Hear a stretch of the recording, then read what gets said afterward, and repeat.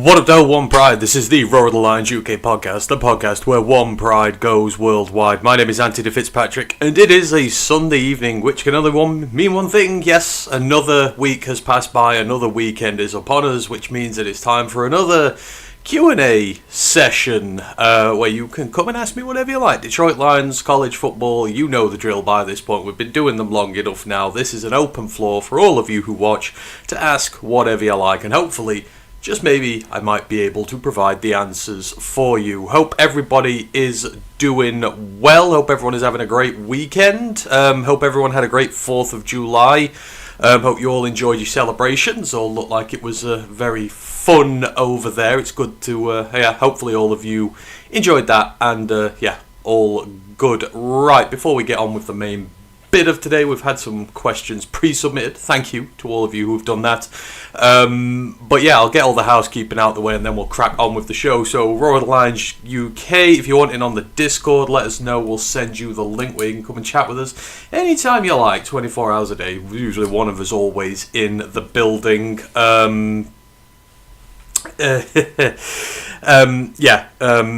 The main podcast was, last week. We did quite a few podcasts last week. I guess it'll be the next one tomorrow. But we had Dave Burkett on the other week. If you've not seen the interview there, that was great stuff. Please do go check that out. We did a sort of Q&A thing last week as well on the main show, which was again quite fun. And how the Lions can improve the team in 2026. Part of Lions Nation Unite, so support that as well. The college football pod will be back on Wednesday. Not entirely sure what we're doing just yet, but we will be back for that. Last week, we took a look at cornerback prospects in the 2027 draft. I'm losing track of time here. Or guys to watch during the 2026 college football season. There are a lot of them. If you want to know about your corner prospects a little more, do go check that out. I think that's it. Oh yeah, we're monetized, do all that good sort of stuff. If you want to help us that way, great. But you know me, I just love chatting with you all. I don't really care about that side of it. But if you want to help that way, that is fantastic. And we've got feedback form and all that good sort of stuff as well. So if you want to give us any feedback, then please do. All that out the way. As I say, Q&A tonight. The floor is yours, open, you know the drill. Appreciate everyone who has pre-submitted some questions for this. There is one person on Twitter who did ask a question and I can't see it. If you're on Twitter and your account is locked to outside views or has limited visibility on it, when you ask questions, I can't always see them because the algorithm won't let me see them unless I follow you. So if by some means you're watching and I don't answer your question, ask me on here. And if you are going to ask me on Twitter, then make sure your account is visible to me so that I can actually see the questions that have been asked, because I don't like the thought of people asking questions and me not answering them. But I can see there's 2 on there and I can only see 1. To everyone else on YouTube, I always put out a post the day before, so if you want me to do anything major, I can prep that there. Let's see who's in the building. Lisa is with us. Good to see you, Lisa. She goes, hey everyone, when did we start Q&A on Sunday night? I guess that's my first question of the night. What a great question. Long story short, I've started working nights currently over here, my new job. So obviously working night times is not good for nighttime Q&As. So I can only really do them now when I'm off, and working in the business I do, you generally work on weekends, so I have to pick the night that I'm not working, and this week I'm not working on the Sunday night. I wasn't actually working last night, but I was out partying, so I couldn't do it last night, but I'll just do it as and when I can, but I will make sure I'll do one. I will try and make it Fridays. If I'm ever off Fridays, I will keep them on Fridays, but I would rather just do one on a day than not do one at all, but that's why they've changed. I've just had the last couple of weeks off on Sunday, so that was the chance I was able to do them.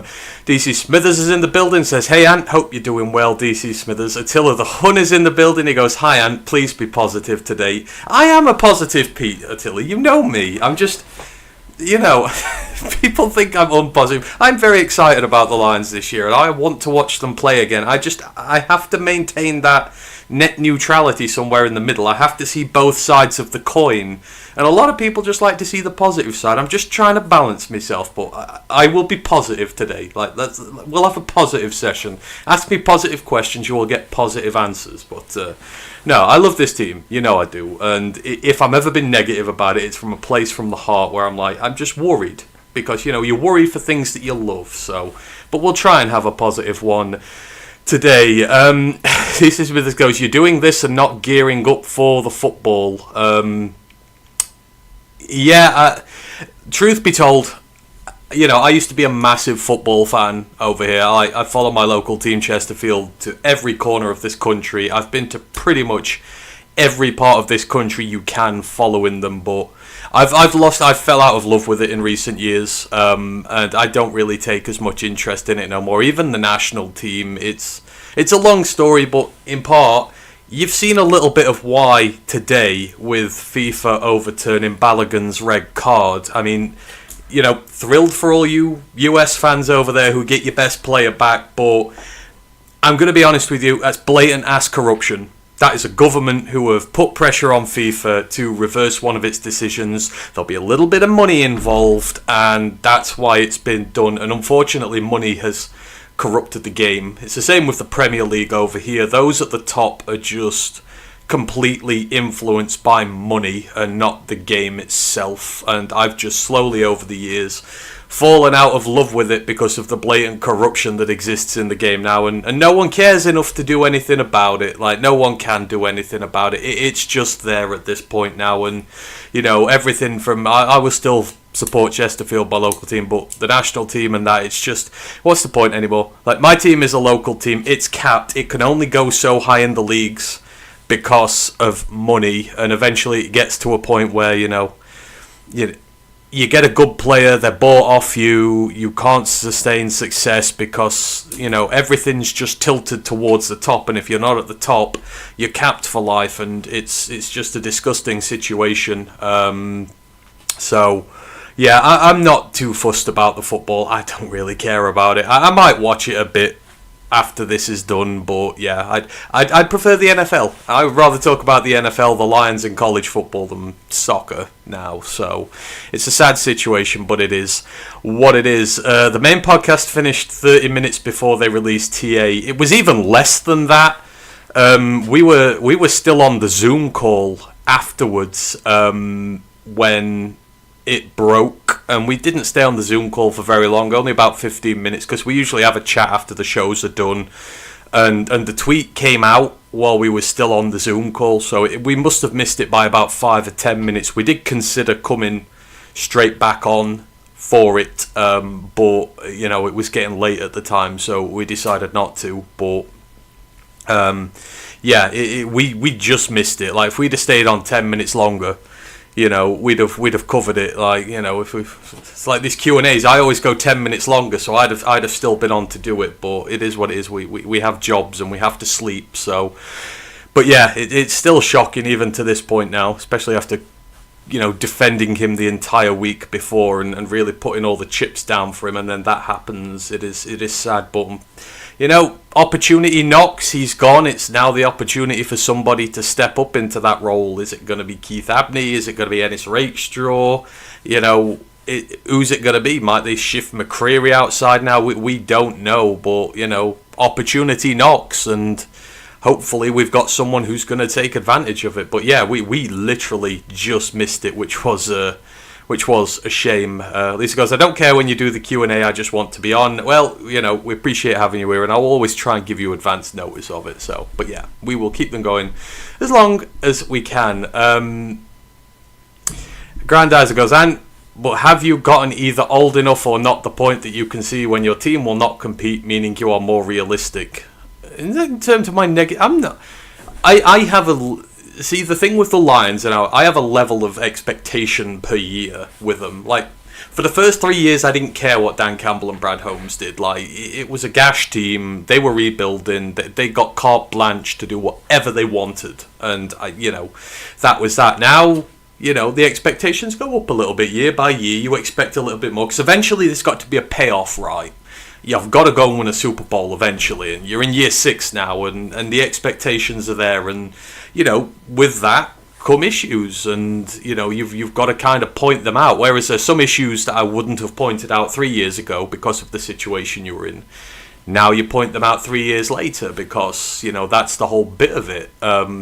You're going with a really young team this year after year 6. That should not be an excuse for you. You've made that decision. You could have been an older team. It is what it is, but it's not an excuse. Your schedule and that should allow you to do well this year. You've got to have expectations. You've got to move forward. You're 3 years away from a playoff win now. So, you've got to, the expectations need to be there. And you, as a fan, need to keep your expectations going year by year. They should get a little higher. They should never go back. And the higher you get, the more critical you're liable to be. And that's all it is. It's just the expectations go up over time. And, I hold them to a standard because I want them to win.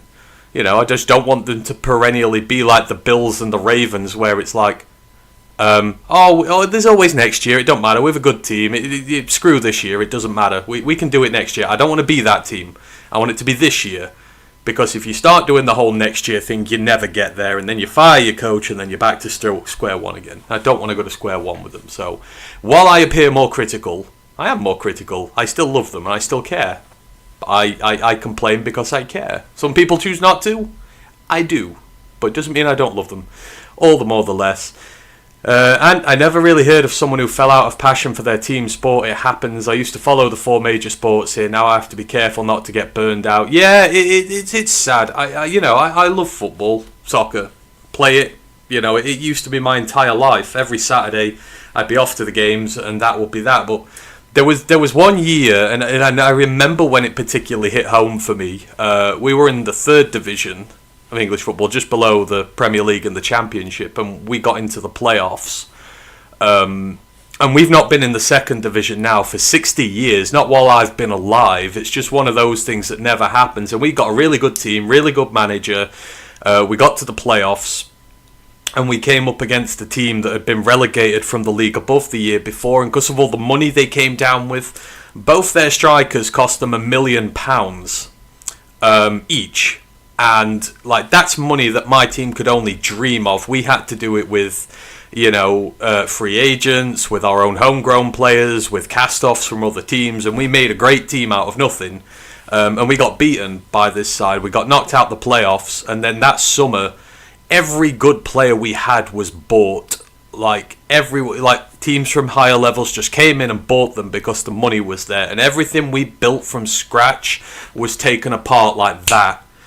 And the next season we got worse, and then we got worse again, and then we got relegated, and we've never been back to the 3rd division since then. It was about 9 years ago now.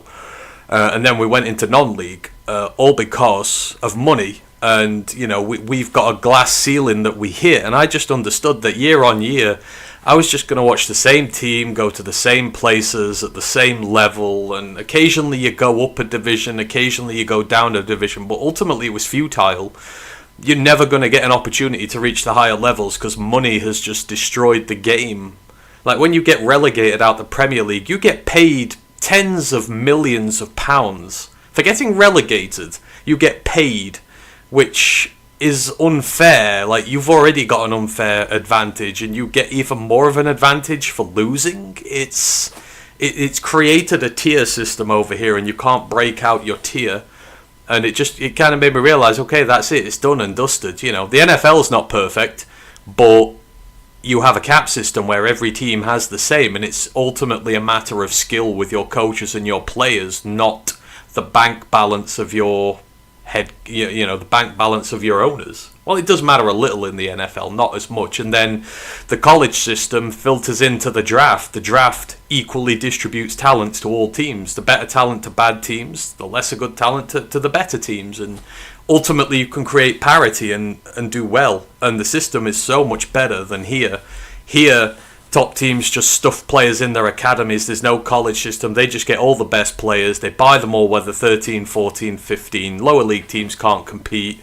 And then you never see them again.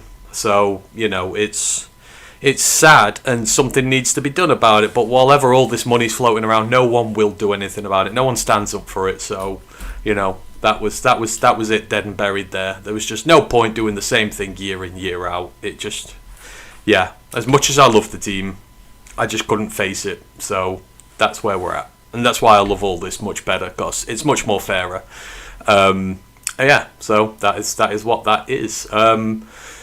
Doubtful anyone picks him up. Waiver wire clears tomorrow. I'm assuming that's about Terrian. I would assume no one will pick him up yet. I doubt it, unless it's like one of the really bad teams who might just take a flyer on him.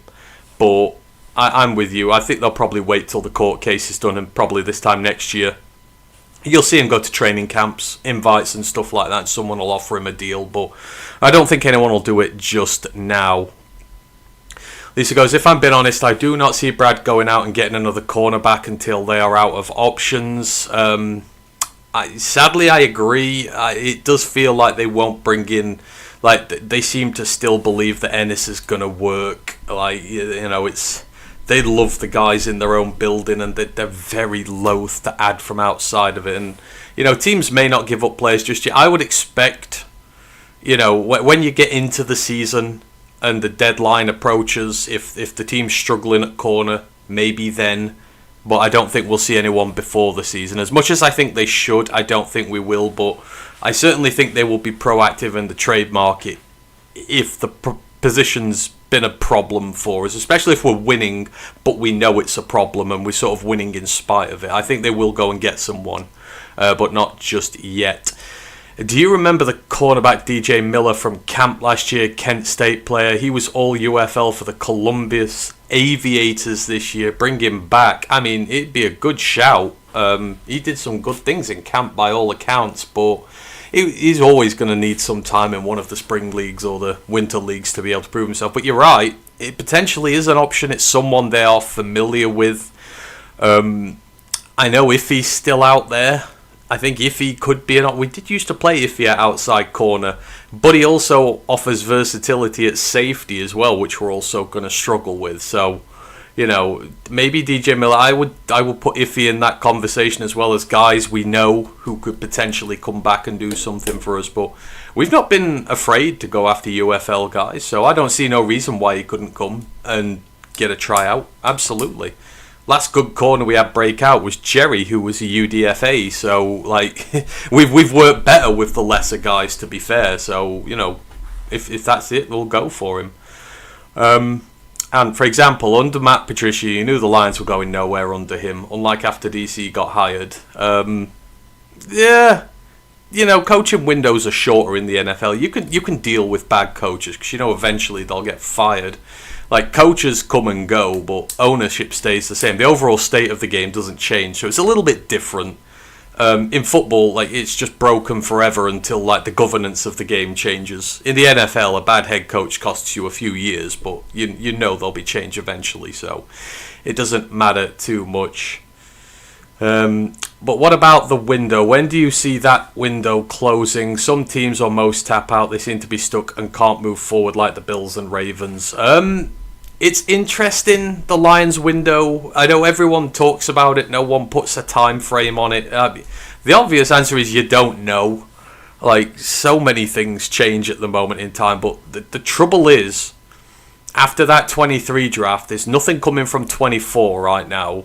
25 is positive so far, but, outside of Ratledge, it's not a bona fide starter in yet. You've got to restart your draft pipeline for this to work longer, because now we're just paying everybody, and we've got a lot of expensive contracts on the books, which are going to limit our ability to put a team round them, and you've got no rookies really making way for that so far. So the window's an important one for me. The outside kicker here is, people are not taking, when the beat talk about, like, this window's open forever, we've got 5, 6, 7 years of a possible window here for the Lions to do well. There's one thing that nobody's taking into account with this. How long do the players last with this? Everyone seems to think that the players are just going to accept this forever.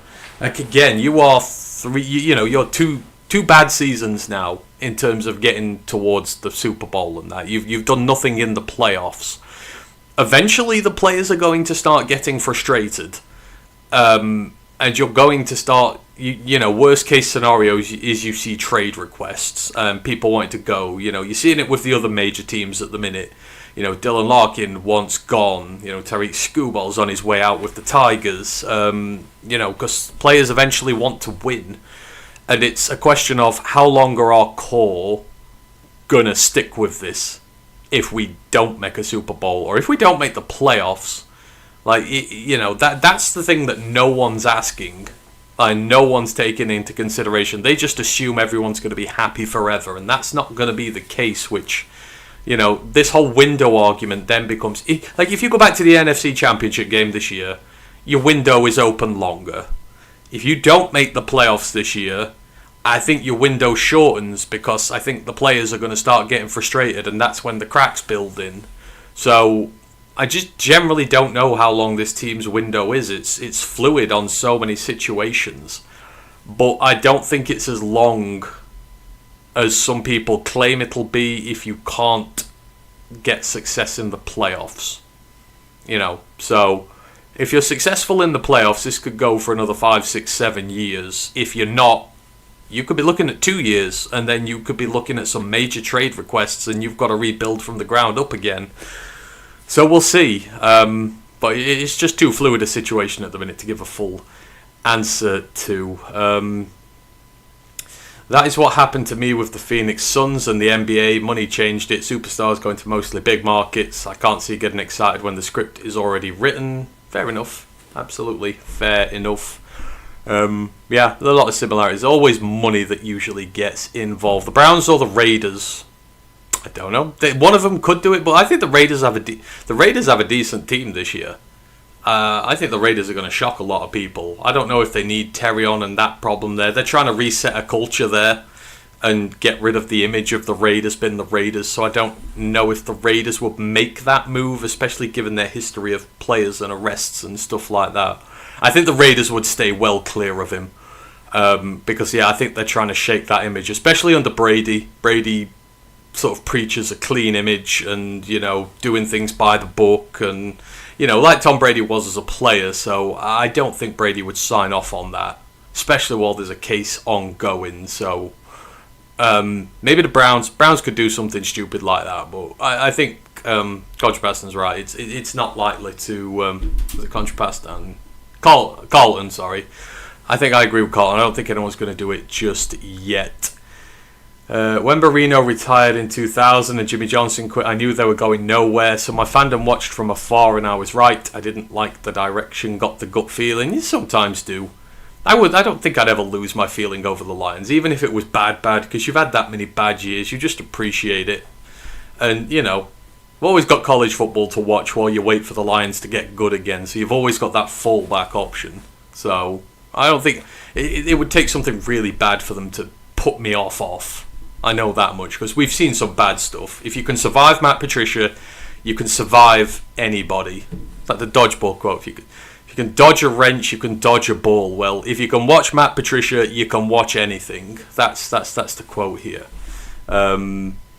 Speaking of windows, there is no window shot here. We need the window money shot, lad. It's dark, Grandizer. It's night time. If your lot were a little closer to me in terms of hours, you're 5 hours behind. So... but it's pitch black here, so you would see a void of darkness. That is all you would see. You maybe see a light, but that would be about it. So, I'll send you a picture on Facebook. So you message me on Facebook. You can see the picture through that, but I can't get it here because it's dark. Right. As I mentioned, I've had some questions pre-asked and I've caught up with the chat at the minute. Again, this is your forum. This is an open Q&A for college football questions, Lions questions. Just whack them in there and I will answer them. Couple of bits. So I was asked on, I think it was YouTube. I've got the questions and I've failed to put who asked me them, and I like to always shout them out. Where were we? This was Pinky or Bobber on YouTube asked, where would you rank the Lions amongst NFC contenders, and who are the other contenders in your minds? So appreciate that, Pinky or Bobber. Love the name. So in terms of NFC North contenders right now, I have us third, I believe. I've got us behind the Rams and the Seahawks. The Rams have quite clearly gone in this year. You know, you've got the MVP, you've got the Defensive Player of the Year. They've gone all in, so they have a very talented roster to start with. You add Myles Garrett to that equation. You know, they've gone with the all-in roster with all the elite talent. Not to mention they've also drafted just as well as we have, and they've got plenty of young homegrown talent on that team, mixed with plenty of big swing trades, which is the one thing we haven't done here in Detroit. We've not done it that way, so... But I think the Rams are clear Super Bowl favourites. Obviously, they've been there, done that. They've won one in recent years. So, you know, they've got the guys who've been there and done it, and they've got this great young core around them as well. So I think they're the toughest team in the NFC, and it would be very tough to beat them. The Seahawks, I've got up there as well. Obviously, the main thing is they have been there and done that just. It is still a very talented team. They've lost a few players, but not enough to the point where it's devalued that roster severely. Obviously, coordinator changes might have an effect there, but that defense is still going to be great. Offensively, they're going to be just fine, I reckon, give or take. But again, they've been all the way, and mentality counts for a lot in these situations. The guys who've been there and done that have an edge on players who haven't, like ours. So I don't think you can rank the Lions above them, genuinely, as it is. But then I do have us. I think we're better than the Eagles. The Eagles' offense is just, it's going to hold them back too much. You've seen it in previous years. Their defense has been really good. Kept them in a lot of games, kept a lot of good teams under wraps, but that offense just cannot balance against it. It is that bad, and obviously there's no A.J. Brown there now either, which is really going to hurt them. And our offense is much better. So I genuinely think we are better. We are a better team than the Eagles. And then outside of that, I don't think there's anyone else of the other contenders who could match up to us in my terms. Like the Bears are going to play their first place schedule in 5 years this year. I don't think they're going to hit as much as people think they are. The Packers are terrible, despite what their fans might think. And then after that, the 49ers could potentially be good. But we'll see after week 1 when they play the Rams just how good they are. But they're on the periphery. But no, I generally think the Lions are third.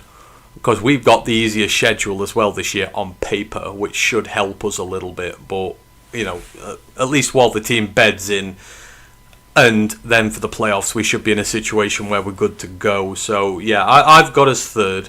But yeah, the Rams and the Seahawks are above, but the 49ers could have a go at this. The Panthers, I'm low-key high on. I think the Panthers could be a danger this year. I'm not looking forward to playing them in week 4 or whenever it is down in Carolina. So they could be another one that could potentially challenge like us. But I think you're going to find your NFC Super Bowl team out of those 5. One of the NFC West teams, also Carolina, I think. I don't think anyone from the NFC East is going to threaten this year. Despite people giving the Cowboys all the love all the time, I just don't think they're that good. So yeah, but I appreciate the question, Pinky or Bobbler. Third is where I am at. Dr. Detroit's in the building, goes, who honestly thinks Brad put together a Super Bowl team? Well, answer back, chat, if you do. No, I said I wouldn't be negative for Attila the Hun today. Do I honestly think they can get to the Super Bowl this year? It's a tough one. I think they've got the talent to. Like I said, I just wonder whether they have the mentality to or not. Those are the two differences there. I think you could. Your offense could carry... like some teams say their defense is carrying them to a Super Bowl. Our offense could carry us to a Super Bowl easily. If Laporte is healthy and the O-line does well this year. You can win any game on any day with that offense. So by definition, that is a team that can get to a Super Bowl. It's just whether the defense is going to contribute this year and stay healthy enough to be able to keep pace. That's the issue. I think in my heart of hearts, I don't know if this is the year where we say we've got the Super Bowl team, but we've got the talent. That's for damn sure. Obviously, there's a thing with coaching as well. Is Kelvin going to get better in year 2? Is Petzing going to solve our post-Ben Johnson woes? There's a lot of questions to be asked, but I think they could do it. But if you're saying, is it a Super Bowl roster? Maybe not just now, but you just need luck in the NFL. You don't always need the roster. You just need some luck. Look at the Patriots last year. Stephen Baffy's in the building, goes, hey there, ROTL UK, let's go Lions. Hope you are well. Also says Rams, Seahawks, Lions for me in the NFC. Great minds think alike, eh? I do. I think that's the pecking order right now. We just need to show that we can win as favourites and we can be the top dog, not the underdog. That's it. That's all we got to do. We show we can be the top dog, then we're going to be a very dangerous team. TC Smithers goes, Sean on Blue Sky. Nice to see a Vikings football team who is able to win 2 playoff games. That's quite funny. Yeah, congrats to Norway beating Brazil. That's fantastic. Especially for us. If we beat Mexico, we play Norway next. I'd rather play Norway than Brazil, to be fair. Because Norway are a 2-man team. Well, 3 now, I guess, with the goalkeeper being that good. But, you know, I'd rather play Norway than Brazil. I know that much. So, you know, hopefully, fingers crossed, we beat Mexico. And then we've got Norway next in the pipeline. We will see. But, yeah, it's funny. You're absolutely right. The Vikings fans. They're proper Vikings. You know, better than the... You know, I always say the Vikings are fake. They're fake Vikings. The other ones are. They don't know the first thing about being Vikings. They stole the thunderclap off the Icelandic football team, and you know the Gallahorn and everything. It's just cringe. It's just absolutely cringe. And they're not gritty either, like Vikings are. So you just don't carry that proper identity there. Attila goes, this team is better than the 23 team, which was 15 minutes away. The past 2 seasons, games lost to injury have been outrageous. Improved OL, better pass rush, better OC and offense. I mean, if you can get all those, yes. If the OL can improve, if you can get a better pass rush, if Petzing is better, because obviously we say better OC, not than Ben, because obviously Ben was the OC in 23, so I don't think you can say Petzing's the better, but I mean better than last year for sure. And better offense, more consistent offense, I think is the thing. They've got to start quicker. The amount of times, I think, what was it? It was crazy how, yeah, we couldn't score points in the first quarter last year. It was nuts. You've got to start games quicker. You've got to start games much quicker. You know, can't be. Because we kept getting ourselves into holes last year. We couldn't score in the first quarter. Ended up in 10 points down, chasing games, which is not our style, which is why we lost so many. It needs to change. But I think we would have to do a little look at the roster side by side. Obviously, the main thing from the 23 roster is all our rookies are not rookies anymore. They're pros. They're getting paid like pros. So they are a wannabe core. They're now a proper core. So that would be the biggest improvement on it, is these rookies are all ready to go. So it's just the team around, like the supporting cast, is that as good? Which, you know, we could argue one way or the other. We'll have to see. But, you know, there's potentially an argument to say we're better than the 23 team. And you're right, it's injuries, luck.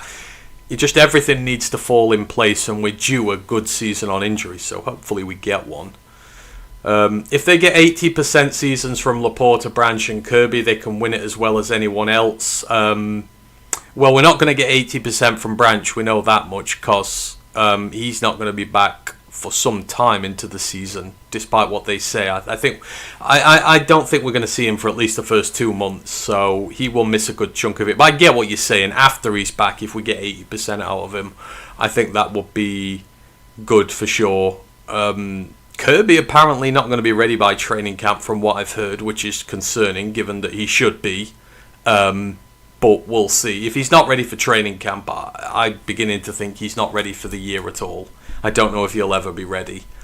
So I hope that whoever's saying this stuff is wrong, but not ready for that.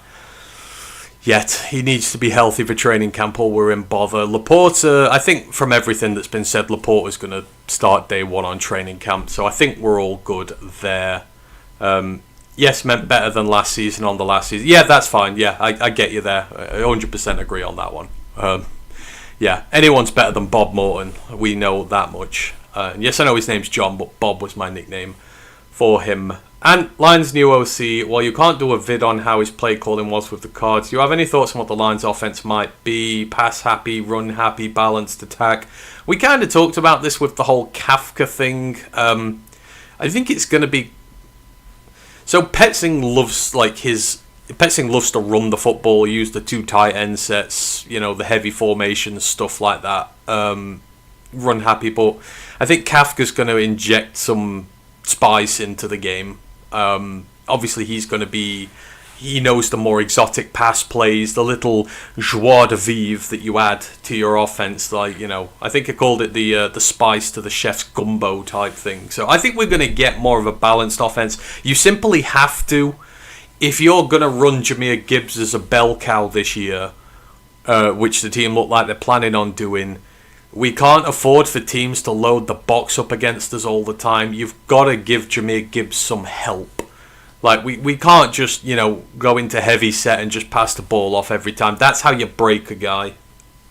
We've got to be a bit more adventurous throwing the football down the field, simply to either lighten the box or teams just to kind of challenge us to keep doing it, and we keep hitting them. We've got the tools. We can hit downfield, with JMO, with Tesla, guys like that.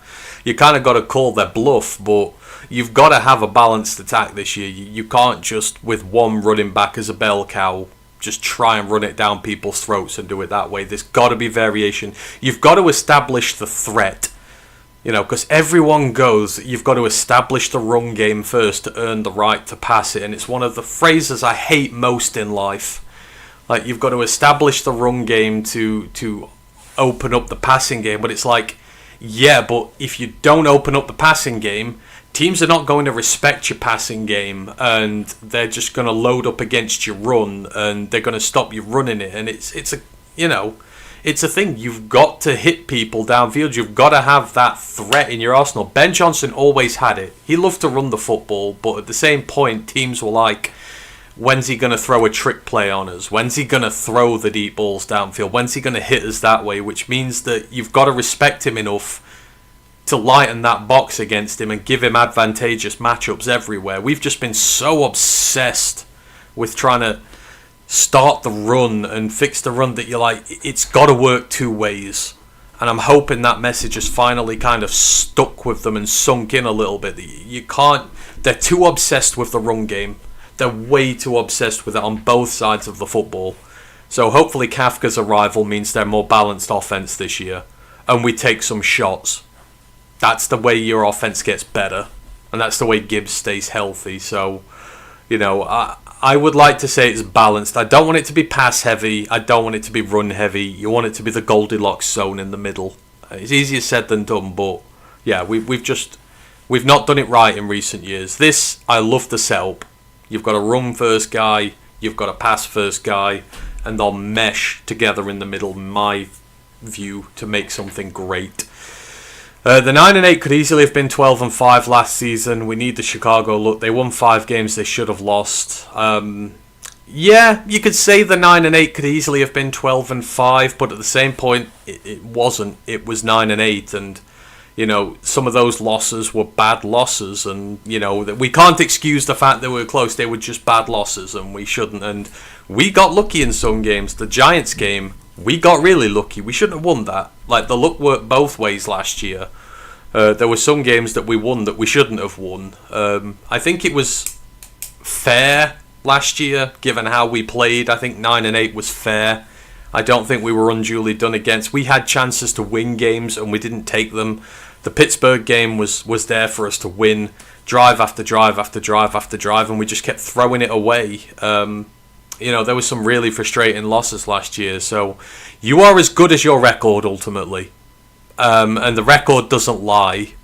most often, and I don't think our record lied last year. I think if we'd have won 12 games, that would have been a disingenuous 12-win team. We were not a 12-win caliber team last year, as much as it hates to say, but hopefully this year we will be. I've got us at 13-4, I think, this year. I'm expecting us to sweep at home, and then lose a couple on the road.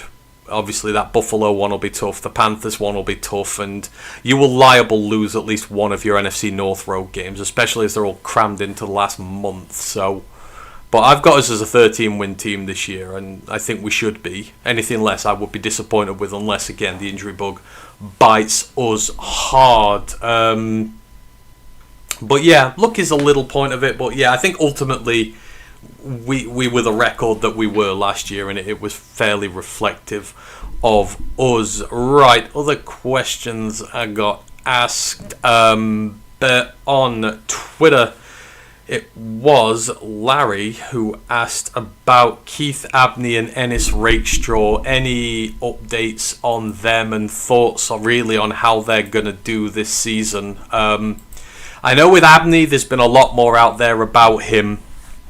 Obviously, you know, the door is open for him now to come and make an impression on this team, but they've been widely experimenting with him this off-season so far. They've been playing him inside at nickel, they've been playing him outside corner.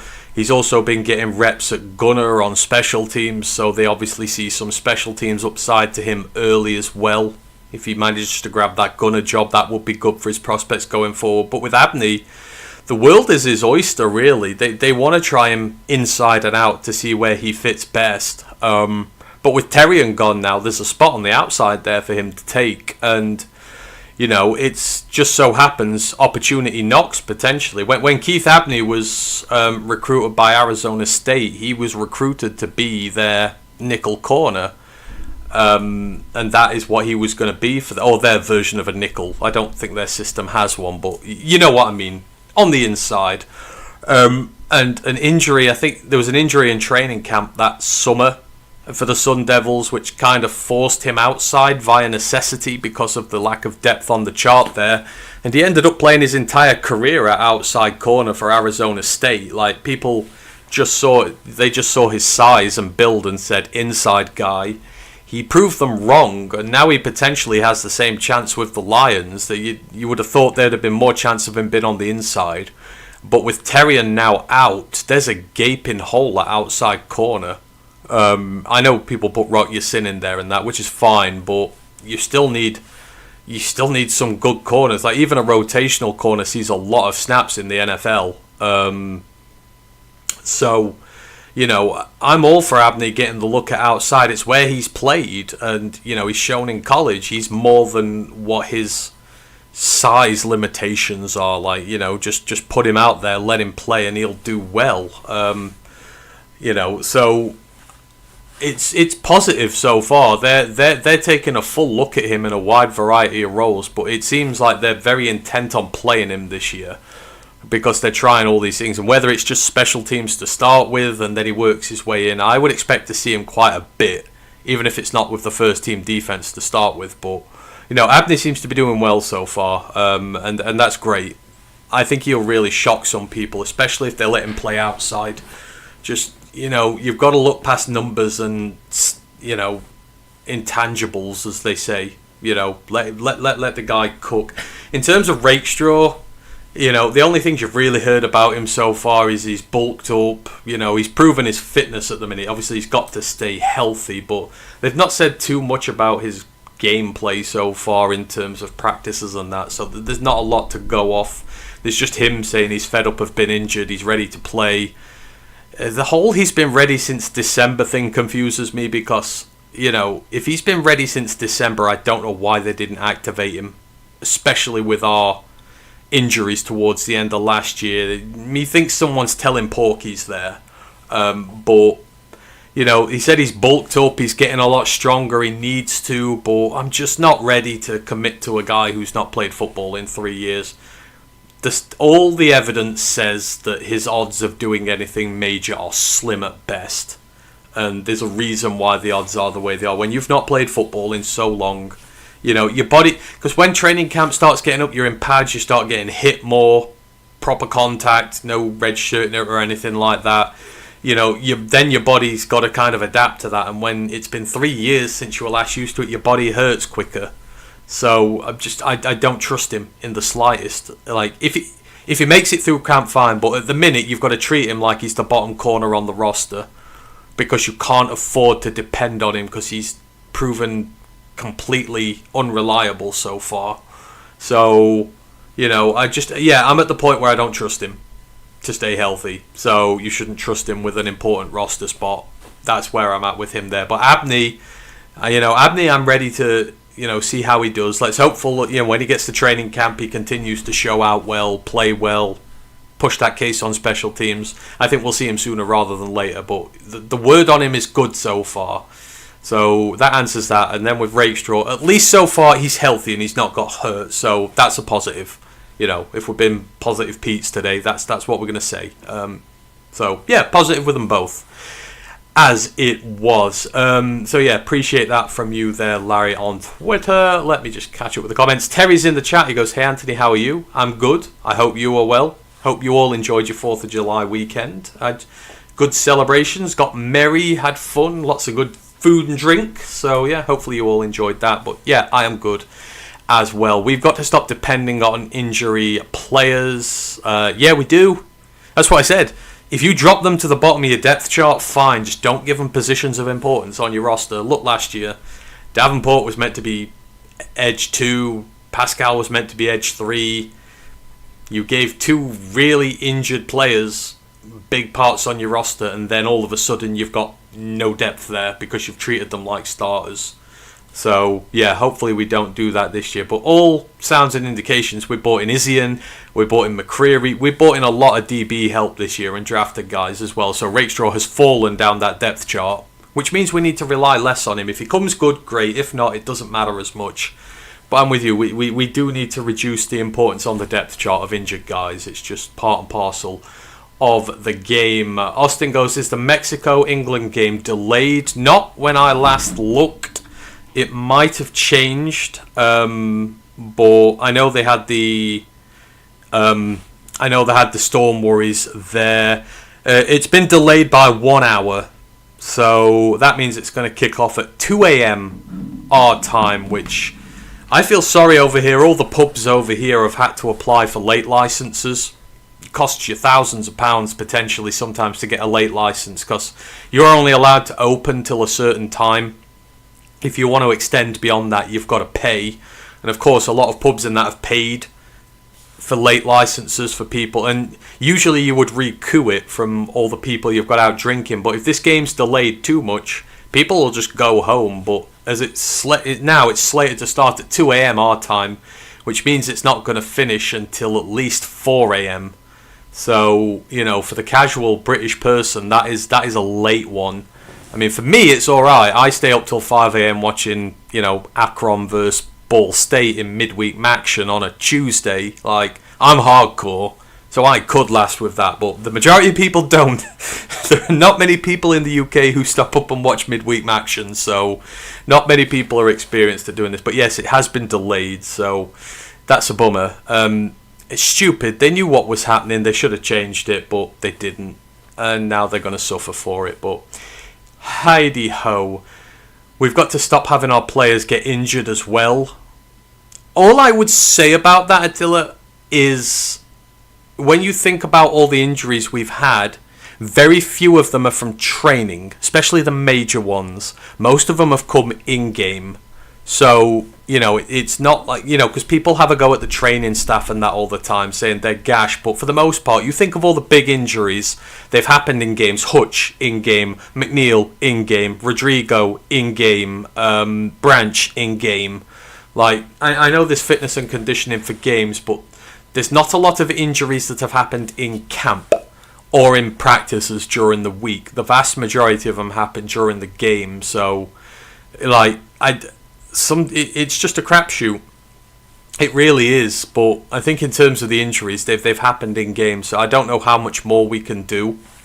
Obviously, there's Kendrick Law this year who's torn his ACL in camp. which is not good. But for the most part, our injuries have been game-related and not training-related. So I don't know how much you can do about it. I don't know what more different they can do. So I don't know. The injury debate's a tricky one, but for me, yeah, we've got to stop having them getting injured. But how do you do that in games? It's tough. Like Davenport got his arm, it was a weird sort of karate chop, which that was dirty. There's been a couple of dirty hits to our players that have resulted in injuries and stuff. So it's, yeah, I don't know how you can stop it. It's just that we've just been unlucky. We've been really unlucky, and just hopefully the luck starts to favour us again at some point soon. Hopefully it does. Oh, you're watching us. There we go. Grandizer, you're watching the football. That's good of you to support us. My window money shot segment. Oh dear. Well, we'll do a stream during the day one time and I'll do it for you. But again, it's pitch black here. It's 1 a.m. So, yeah, it is what it is. Does Eric Hunter win Rookie Defensive Player of the Year? I would love that. I would absolutely love that. The odds are probably not, unless there's a massive injury crisis in the linebacker room that forces him into starting action right away. Could he? I genuinely think he is capable of putting in great performances and make it. Think Rodrigo in his rookie year.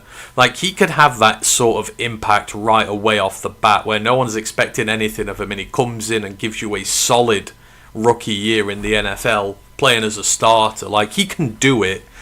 But right now, obviously, the depth chart doesn't favour him. But again, with no rookie minicamp, with less OTAs, we've not really seen anything. I'm not worried. We've heard good things about some guys so far, but most of this stuff has been walkthroughs and low-level training. Nothing serious has happened yet. Get those pads on, and I think we'll start hearing E40's name a lot more. I still think he's going to make the 53, so, I would love Eric Hunter to do that. Imagine the story that'd be. It'd be absolutely amazing, but we will wait and see over that. But yeah, I would love him to. He could be one of our best rookies of the year. There's that chance could happen if he just needs an opportunity. That is all he needs. What is the bar hours over there, Ant? Over here it's 2 a.m, but in the AM I want to say 6 a.m is when a bar can open. I think the rule over here is 1 a.m. I should know because I've worked in bars for 18 years, but it depends where you are. Every place has its own individual rules, but I think for the most part 1 a.m. is the latest for pubs. Some can go a little later, but I think they've brought in legislation, the government's brought in legislation to increase late opening hours literally for this game, so it'll be more of a thing going forward. But what you have to do is you have to apply for a late license, because I say each place is different. Some places might have a late license till 11 p.m, till midnight, to 1 a.m. If you want to go over that, you've got to apply for a late license, and it costs a certain amount of money per hour, and it's expensive. So it varies, but 1 a.m. is the given thing over here usually. And then weekends it's a little later. I'm not sure when, but yeah, it's a whole weird thing, but it costs a lot of money. I don't agree with it, but it is what it is. The NFL needs to go back to grass fields. I don't know the history of that. When did they move away from grass fields to the artificial stuff now? I don't know the timeline of that, but when did they move away from them? It does seem odd, but obviously a lot of the players are coming out in support of the proper grass stuff now they've seen the World Cup over there. So, I think they should. But obviously you've got to replace it every year. It costs money, and NFL owners don't like to spend money when they don't have to, so it's cheaper for the artificial stuff.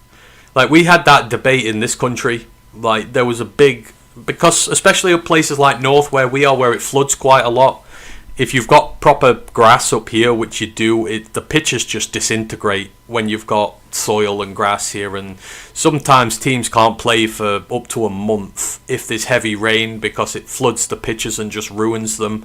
So there was actually a push for artificial, because artificial doesn't flood and you can just wash it off, but obviously it has an impact on the players as well. So we had a kind of a reverse thing. But now you've got undersoil heating, all that sort of stuff has kind of moved the argument away from it, at least at the top levels. But yeah, I think grass fields will work better for the NFL, and it's not like they can't afford to do the fields. Like, just go on, stop being cheap. It's not that expensive in the grand scheme of things. We have one bar across from where I worked at. They would be open from the dairy factory workers getting out from their graveyard shift. Oh yeah, the Weatherspoons over here open at 6. Like, Weatherspoons where all the... Oh no, I'm not going to generalise, but where people who love to drink can go, they open at 6 a.m. So, you can get in there quite early. But I think 6 a.m. is the earliest that you can do it from. But they're licensed to serve from then. Again, same, a lot of the night workers go in there. I used to when I used to work nights years ago, but not anymore. I don't blame practice or conditioning, I blame the curse. Yeah, I agree with you. I've said this about corner. We're cursed at corner because of what Matt Patricia did to Darius Slay. We're not going to get a good corner again until that curse is lifted. So, like, we've got to get Jeff and Peyton back, and we've got to do another curse breaker. Because, yeah, we've just got a lot of various curses on this team. But the cornerback curse, for sure, is real. Why do you think that they are bulking up Hassanin? Seems odd to try and play him at the big end spot. Yes, I'm glad you've mentioned this. And I'm sorry, Attila. I don't want to be negative today, and I'm not. But that did annoy me when I heard that. Because... Yeah, it's hard to put this into, but I hate the fact they're bulking Hassanin up. Like, they have to have this big end across from him. But Ahmed Hassanin's game is his pass rushing, his ability to make negative plays in the backfield, and it's his speed. Like that's what his game is about. It's not his run defense. And sometimes the Lions' inability to accept anybody who can't deal with a run game or be part of a run game is, for me, it's to their detriment. Like, Ahmed Hassanin hasn't been allowed to come into the NFL yet and be a pass rusher. He's been hurt, but at the same point, his pass rush is his upside. Let him be a pass rusher, man. Before you start all this stuff, they did the same thing with James Houston. James Houston was a pass rusher. There is nothing wrong with having a designated pass rusher on your team. I'll say this again. There is nothing wrong with having a designated pass rusher on your team. The Lions do not agree, and I hate it. Because there are places for designated pass rushers on teams. Not every guy has to be multifaceted. Like, that's why you've got the likes of... That's why you've bought Moore in. That's why you've bought DJ Wanham in. You've bought them guys in to do the run defense stuff. Let there be pass rushers as well. Let Hassanin... For Hassanin to succeed, he's going to need to make plays in the NFL. He's going to need to put up some stats. He's going to need people to take notice of him. And if you take away the biggest part of what he's about... You're just basically tying both hands behind his back, and then, you're setting him up to fail. I just don't like it. Like, why does every single edge rusher we have to be this big-ass, bulked-up run defender who pass rushing is second in the list of importance for him? I don't know why we can't have variation. It's just not worked. Al-Qadim Muhammad was the closest thing we had to a designated pass rusher who didn't really do the run defense stuff. And look at him. He was tremendous last year. There is a place for an Al-Qadim Muhammad on a team, whilst you've got your starting edge rushers. So, I'm with... Again, why have you drafted him? And Terry's just said this. I don't understand why Lions coaches can't work with the talent they have. I don't understand why they draft players... and then ask him to do different things. Like, draft him for a reason. You've drafted Keith Abney. Bear in mind, he was great value in the 5th. But let him be an outside corner, which is where he's played all his college career. Don't take him in the 5th and then move him inside where he's never played before. Like, if you're going to do that, just draft a slot corner. Draft a slot corner. And then you've got a guy there for the future. Don't draft him and then move him. Like with Hassanin, you drafted him because you knew he was a very talented pass rusher. who could be that negative play guy for you. And now you're taking that away from him by bulking him up. And I don't care what people say, like, you know, he's a 6th round rookie who missed his rookie season. Like, the odds of him making this roster's tough enough already, and then taking away what's best about his game is not going to help him. Like, yeah, I'm confused by that. But they're obviously, the answer to your question, DC Smith, is they're bulking him up because that's the type of edge they want. Just, I don't know why they just don't go and draft an edge who can do both. If that's what you want, don't draft these day 3 guys and then ask them to be multifaceted, high-level defensive ends. It's just not how it works. You draft specialists in day 3, guys who have one defining trait, and you run that trait into the ground. Look at the whole thing with the Vikings. Vikings and Ivan Pace. I really wanted Ivan Pace when he came out of college from Cincinnati. He's undersized for a linebacker. Obviously, he had some fundamental problems coming out of college, but what was he? He was a fantastic blitzer, and he caused so much pandemonium with his ability to blitz and to, again, he's kind of like Derek Barnes, make those negative plays, get in the backfield. Did the Vikings try and be too clever and turn him into a middle linebacker who was a run defender and ask him to do all the run defense stuff? No. Do you know what they asked him to do? Blitz. Very fucking simple. They took a day 3 guy who had one elite trait, and what did they do? They focused on that elite trait. And what has Ivan Pace become? He's become a pretty good linebacker in the NFL. Like, because they've ridden his elite trait. Sometimes it's easy. You take a guy with an elite trait, you mine that talent for as much as it's worth. Don't try and change them into something they're not. You know, I sound like a dating show here. Don't change them.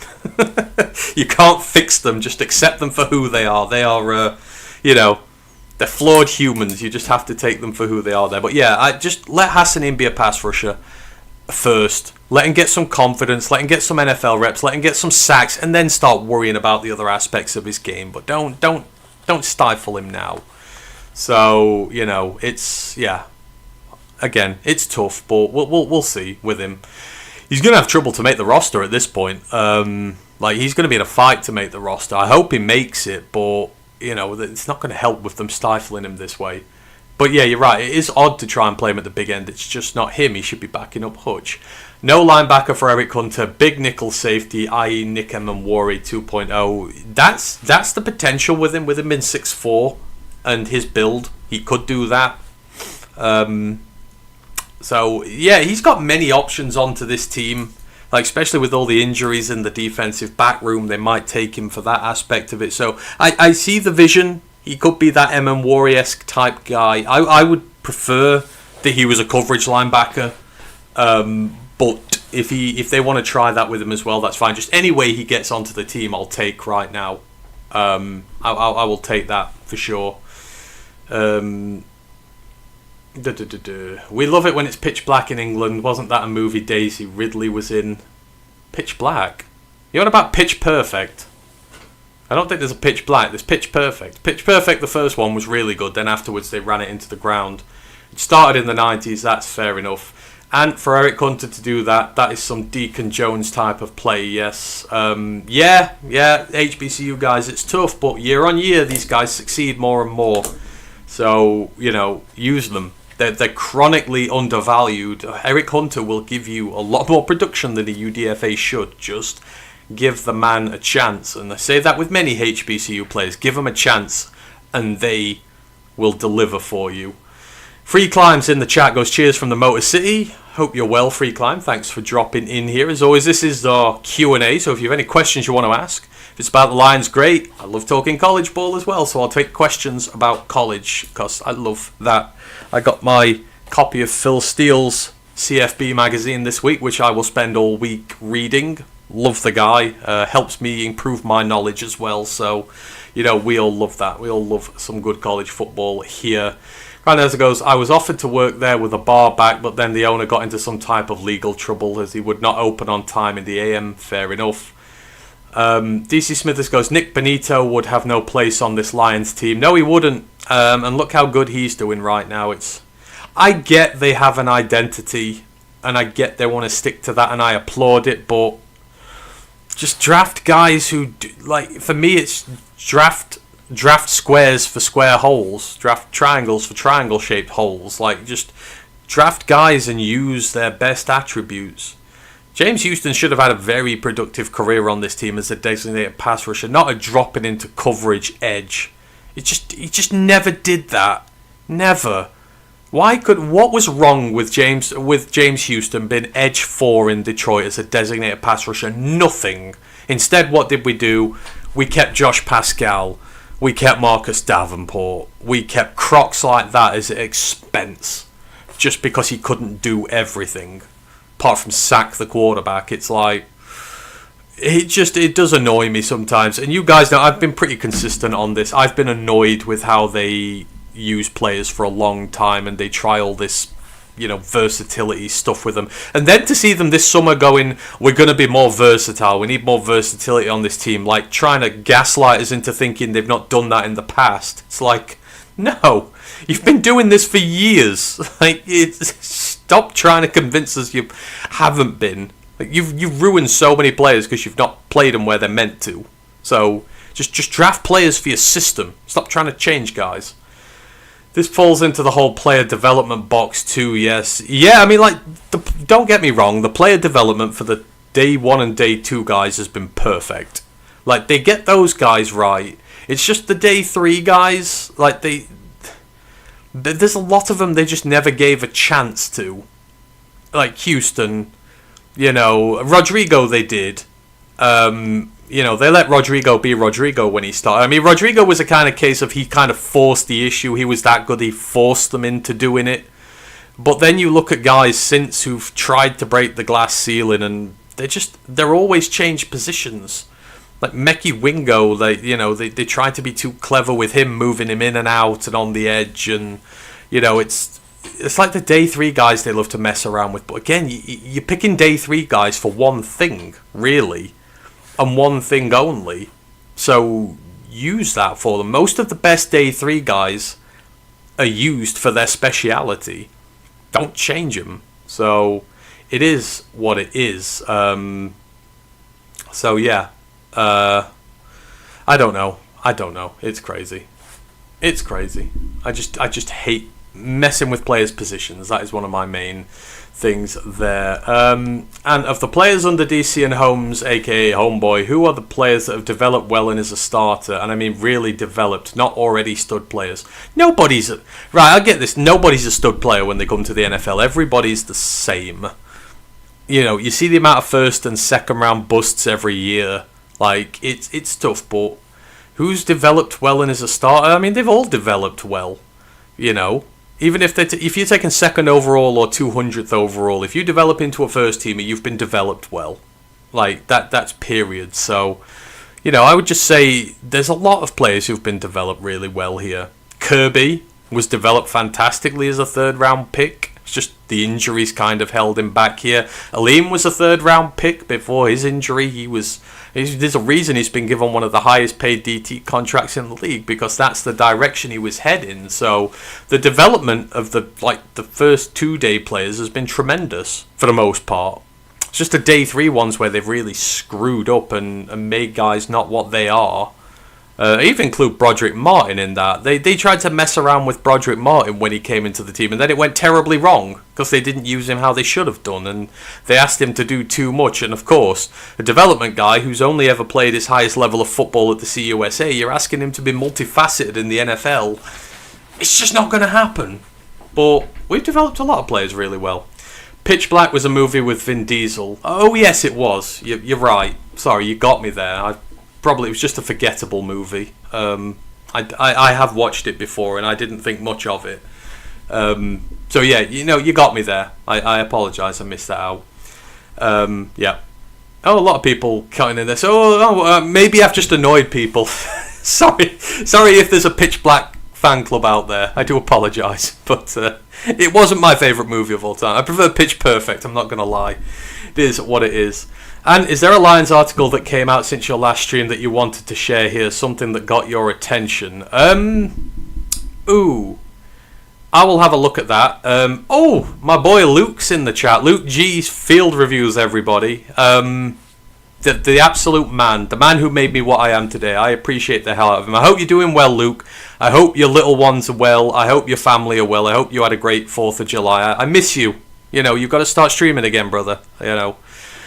It's not the same. My better looking twin, I've always referred to Luke G as, and he is literally the reason that I do this today. Luke gave me the confidence to do this, so you know, all thank Luke, otherwise you wouldn't have me here. I really appreciate you, Luke, and I will go through your comments in a minute. Let me just go through the Lions news from last week. There are usually things that catch my attention that I have an opinion on. I didn't write that one down there. There's always, I know there's been a few on Rakestraw, like how people are talking about Rakestraw being the unheralded, the dark horse, like the guy. There was one that said Ennis Rakestraw is going to save our secondary. I can't remember who wrote it, but I'm just like, and again, I don't mean to dog on Ennis, but he's not played in nearly 3 years, so at this point, there is no way with any certainty you should be putting the expectation on him that he should save our secondary. He's got to save himself first by staying healthy, and then just then, maybe he might make the field, but he is way down this depth chart at the minute. It's just, you know, I feel sorry for these guys, because you see articles like that, and then when they get hurt or when they don't perform, like, fans have a go at them because they've been built up to such a level that's just not realistic, and then, you know, people get mad when they don't reach those levels, and I don't like it. I would just prefer to treat him like the bottom of the roster cube cornerback. Don't put any pressure on him. Ennis Rakestraw's under no pressure this year. Just be healthy and do what you can. That is my expectation for him. Not he's going to save this secondary and he's going to be absolutely amazing. I know that one did not tickle me a little bit, but did sort of have a little go at it. What else was there? I mean, most of the stuff this week's been about Terrion. Obviously, it's just sad all around to see that his career's going to go. You know, you don't ever want to see it, and it's such a shame for him. But you know, it is what it is. They've had to make a choice about it. I know there was one today that I saw about Monty. Monty talked about the trade from here, saying it made him sick, and I just can't help but think what would have been with keeping Monty here and giving him some more touches last year. I just think they mismanaged the entire situation terribly. You had a perfect rotation with Monty and Gibbs for 2 years. You had your applesauce made perfectly with them two, and then you went and added too much sugar to it, and you kind of got rid of the underlying ingredients that make it a great applesauce. You made it too sweet. You just gave all the carries to Jameer, and I love Jameer, I do, but I just don't understand why we didn't work the rotation as we did, and we annoyed him and he left. And it's like, you're not going to find a better backup anywhere. Well, I say backup. You're not going to find a better 1B anywhere in the NFL, apart from maybe Tyler Algier. They're rare. To have a guy of his caliber as your 1B is rare. Now it's Pacheco. We don't know what's going to happen with him, but it feels like an opportunity lost where I don't understand why we couldn't have given. Because, like, Jameer was playing, like, entire drives, and then he was in for pass protection, and he's gassed. And you could see his pass protection was poor last year because, you know, he's gassed. You can see him huffing and puffing, and they've got him in there on defense, and Monty's just sat there doing nothing. You're like, why? We had a perfect formula with Gibbs and Monty, and then we went and ruined it for no reason. I will always hate Bob for that. Like, it's just, oh, no, give it to Jameer, give it to Jameer, give it to Jameer. And he's special, but he could be even more special if he's not burdened by a bell cow workload. And to see Monty say how much it hurt him, it was just like, come on, man. Like, Monty, Anzalone, guys like this were the backbone of our rebuild. I know the rookies and the core are part of it, but we'd have never got to where we were without guys like Anzalone and Monty doing what they did for us. And to see them just kind of unceremoniously dismissed from the team when we could have done better by them was very hard to take. So that would be another article that got my that I wanted to talk about this week. I wish Monty all the best. Like, again, I hate the fact we let him go. I just despise it. We could and should have done something about that. There is no reason he shouldn't be here right now. So that is tough. Luke goes, you and me both. I hate how they act like they can develop every player but haven't done it yet. I wish they would just get the talent for what they do for us. Exactly, I do agree with that. Whose call was that? I don't know whose call it is to do this sort of stuff, but it's always what it is. Emrod was always a backup. Ugh. Me and Luke have argued so many times about Malcolm Rodriguez. It's one of our more famous arguments. I will always say he's better than that, but, you know, if Emrod continues to be a quality backup for his entire career, great. Wonderful use of a 5th round pick, but we saw in his first year, that he could do it. And then they kept him out for the second year for no reason. He came good in the playoffs. People forget that playoff run where we got to the NFC Championship game. Rodrigo was fantastic. You know, he came in because of circumstances, and he'd been sat on the bench all year and was amazing. And then he was looking good last year before his injury. So I still think Emrod's got a future as a starter. That ACL just really screwed things up for him. But, you know, uh-oh. Damn it. We're back. I hate when it does the whole blue screen thing. I pressed the wrong button. But no, I think he could be more than backup. Manu was a joke. I've got in trouble for that. Manu has got one more year. Martin wasn't a joke. It was it's just unfortunate it's not worked out right. You know, They had plans for them, they didn't quite work, but Manu still has an opportunity. We will see.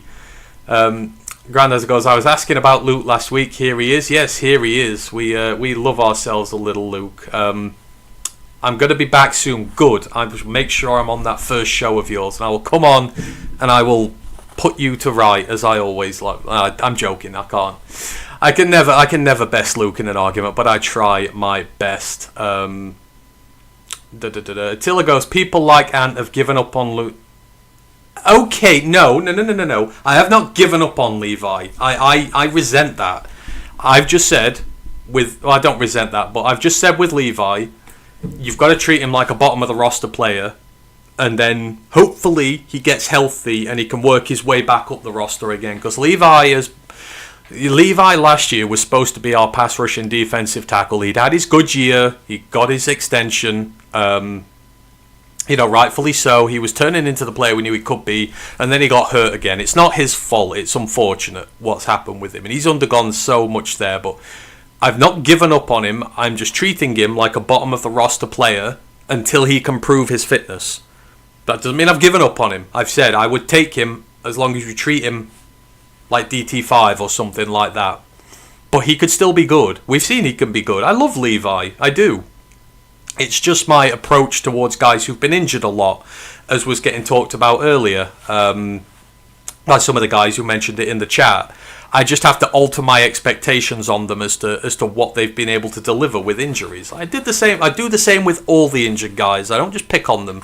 You know, they get reduced importance based on their injuries. And so I've not given up on him, but your hot take is that he contributes and makes a difference this season. I hope he does. If Levi is healthy this year, that's fantastic for us. You've got Levi, you've got Gil Howard, who can back him up as that kind of pass rushing threat from the D tackle position.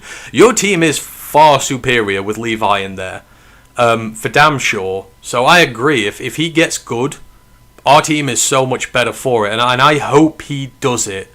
But like Rakestraw, he just has to prove he can stay healthy first, and then I'll start to buy back into it. But I have been consistent in not buying into the injured players till they prove it, and I've been right most of the time. So that's where we're at with it. But don't think I've given up on him. I haven't. I don't mention him because I'm just letting him get healthy first. That's it. I don't want to put undue pressure on him again. If I say he's going to be our saviour this year and he gets injured again, then it's like, you know, that's me kind of putting undue pressure on him, and I don't want to do that. I wish we were more aggressive after the 49ers loss. Potentially yes. I don't know. Maybe we were too far away just at the time. We should have been more aggressive in recent years for damn sure, though.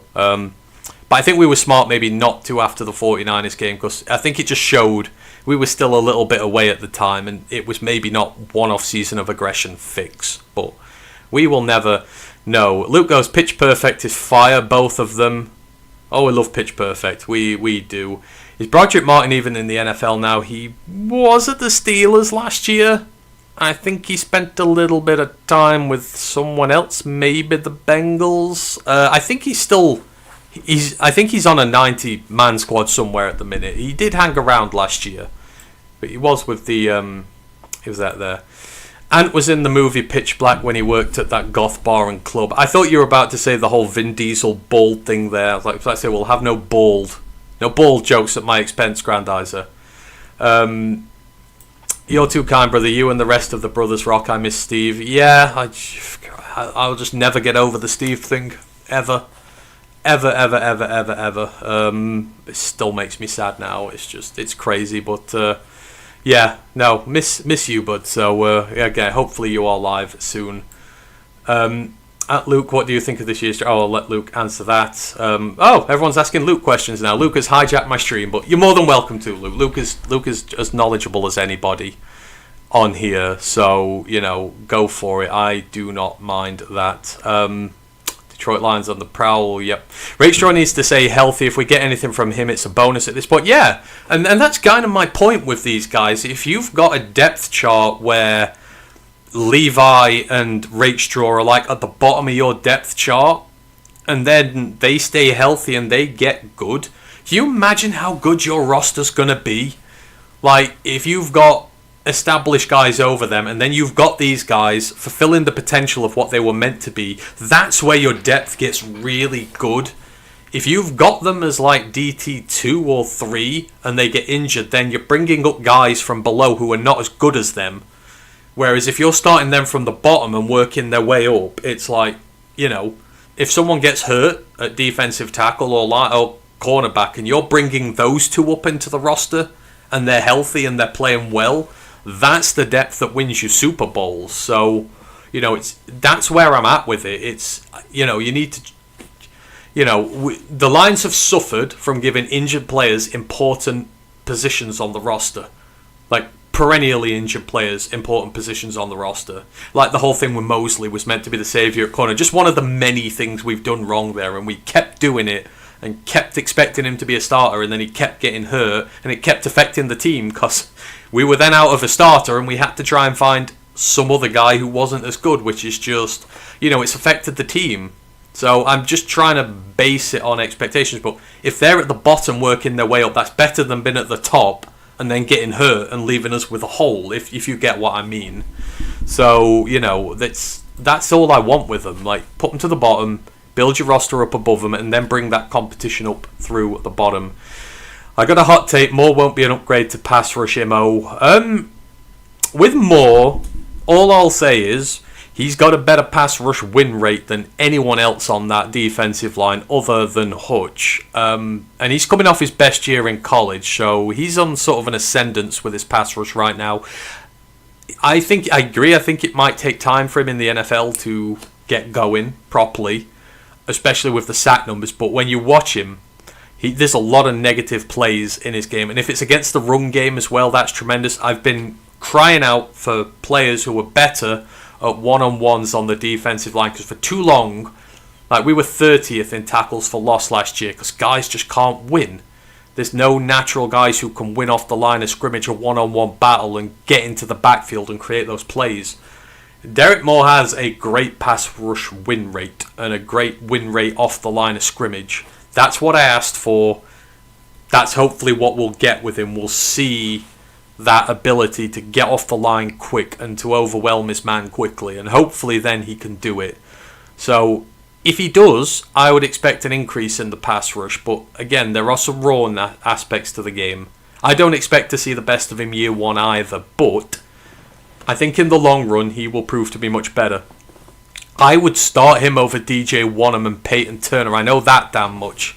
I just don't want to see DJ Wanham or Turner play for this team because they're just bang average and they're not going to add anything that we've not had in the past. I'd rather take the upside of a guy like Derek Moore over them. So hopefully Moore gets plenty of times there. Terry goes, I find Lions coaches try to fix problems we didn't have. Sometimes maybe. David Parksman goes, unfortunately we're cap due to Monty.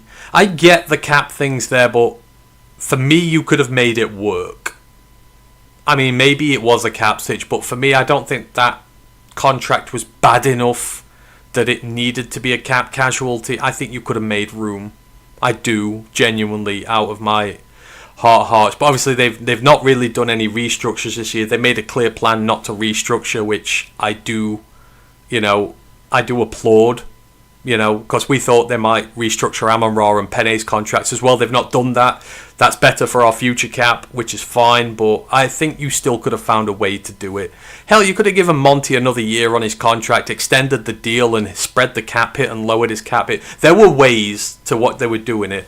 I just think they deliberately phased him out the team during the last year and then he became a cap casualty. So I just would have liked to see a different ending with it, but cap situation, you could be right with that for sure.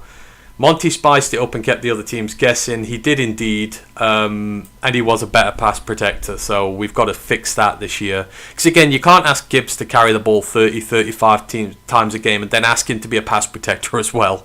Like, even the best athletes need a break sometimes. Like, you've got to get better on that front, so you are what you are. Gibbs' MMA training will condition him to play every snap. I don't like it. I don't like him doing combat sports. Like, just, we don't need injuries. Jameer, you've been fine these last... There's nothing wrong with... Jameer doesn't need to get stronger. He's strong enough. Like, just stay how you are, Jameer. Be how you are. Don't do it crazy, please. Seems that the Lions don't have much hope in Pacheco. Like, he's just running back depth, but nothing that moves the needle. I don't know. The Lions on record, they love their players a lot more than the fans do a lot of the time. Just because the fans are a bit meh about it doesn't mean the team are. So yeah, traditionally the Lions hierarchy, they love players a lot more than others do. So I wouldn't say that they don't have much hope in him. I think they would have a lot of hope in him, but you're obviously swinging on getting that first 2-year production back, not the last 2-year Pacheco. We don't need that. You need that first 2-year Pacheco. So, but I think the plan was always to make Jameer the bell cow. It seems that's why they got rid of Monty. So I think whoever came in this year, whether it be Pacheco or someone else, they were all going to get treated the same. Oh, you meant Lions fans? Yeah, that makes sense. Yeah, I don't know my thoughts on him really. I think Pacheco, again, you've got to take into consideration the O-line was trash at Chicago with the Chiefs these last couple of years. He's shown he's got proven production there. He could do it. I'm just not so sure. It's just more for me, I hate the fact Monty was let go. And I love Monty. And I think whoever was going to come in afterwards was always going to take the brunt of my frustration with them letting Monty go. So maybe it's just a backlash to that. But you were never going to get an upgrade over Monty. Period. Unless you went for a running back with your first round pick, which was never going to happen. You were never going to get an upgrade over Monty. Even if you drafted someone, you probably wouldn't either. So it's safe to say we are not as good as we were last year in the running back room. And that would have counted to any running back who came in here. So it is just what it is there. I see Lions Talk Live in the chat. Big woo there from Coach Dan. Hope you're doing well, Dan. Hope you got back safely on your car trip. I think you had a 13-hour car trip today. I know you've been away, so hopefully you had a good time wherever you went. I saw that pretty little castle or house that you were... I thought you were in Europe for 1 minute, Dan. It looked like you were in like Germany or Austria or Slovakia or somewhere like that, where they've got all these magical houses in the middle of the forests that you go and see. So I was going to chastise you for being over in Europe and not telling me, but then I saw that you were a 13-hour drive away, so I quickly realised you weren't, because it would take longer than 13 hours to get back from here to there. But hope you had a good day, Dan, anyhow. Attila goes, I'm excited about Pacheco. Seems like he has the drive and energy to be effective. I mean, yes, that's the thing I always remember about prime Isaiah Pacheco when he was a rookie. he had that annoying habit, because everyone was rooting against the Chiefs, right? No one wanted to see the Chiefs keep winning all the time. They were just an unlikable team.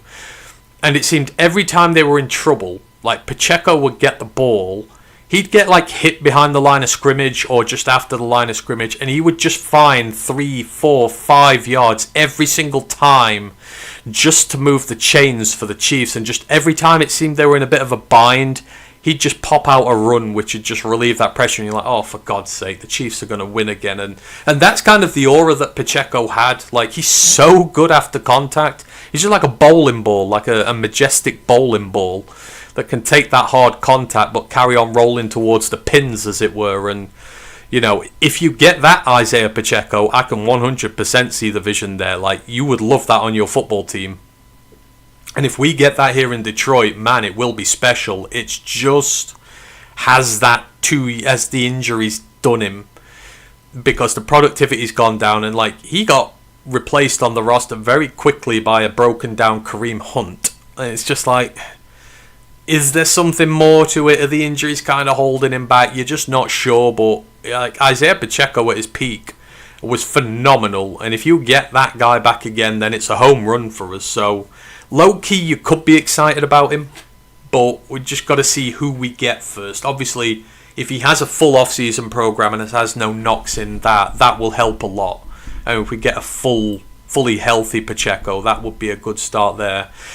I think we should have drafted a running back in the draft or a UDFA. I agree, our depth is atrocious after Pacheco. We should absolutely have drafted someone. Like, Seth McGowan was sat there at 176 or whatever. Like, he would have fit this team like a glove. I would have loved that. But, you know, it kind of is what it is. But I agree, we should have drafted someone. But maybe they're not done just at this point adding. From OTAs, it sounds like Sorsdal over Manu for OT4. Really? That is a shock. Might just be me. I've been working a lot lately, but I have not seen that. But that is an indictment if Sorsdal's over Manu for 4, because Sorsdal struggled a lot, and they've been playing him at guard as well. So if he's moved back out to tackle after being a guard and he's winning that 0-4 battle, that's a shocker. That is. I don't know about that, but that is a shocker. Any hopes for Wingo? I mean, there's always a hope for guys, right? Wingo's hope, and this is a terrible thing to say, Wingo, I think it depends on Levi. Like, if Levi gets hurt again, then Wingo's door opens. Wingo's, you know, people say Wingo's like the pass rushing guy, and he's going to be in there to be that guy, but you've just signed Skylar Gill-Howard, who will make the roster, who for me is one of the most talented pass rushers you've got in the interior now. And if Levi gets back to full health, then you can't really take 3 of those pass rushing defensive tackles with you when you've got Tyleek in there, and you're going to take some run stuffers as well. And you've got McNeil in there. I think the route to the roster is very hard for him, and it's hard to look past last year. He was just healthy scratched so many times when we were struggling for guys, and you know, you had guys coming in, you had your free agent signings coming in and just kind of getting above him on the roster. It was tough. That alone would make me think he's going to struggle this year. But I think it all comes down to Levi as to whether Wingo makes it or not.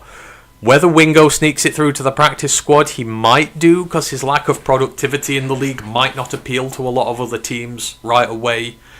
But, I mean, of course there's hopes for him, but I think last year made it very tough, because last year was his chance and he was not given a chance. And usually when the Lions are, you know, not DFAing, but when they're healthy scratching them, that's a problem. You know, that's usually the beginning of the end for them. So I think it's tough for Wingo, really. And I think Gil Howard coming in Gil Howard's the insurance on that front. Because again, Skylar Gill-Howard's an insanely good pass rusher from D tackle. So, you know, he's obviously coming back from injury himself. It might be between those two to make the roster.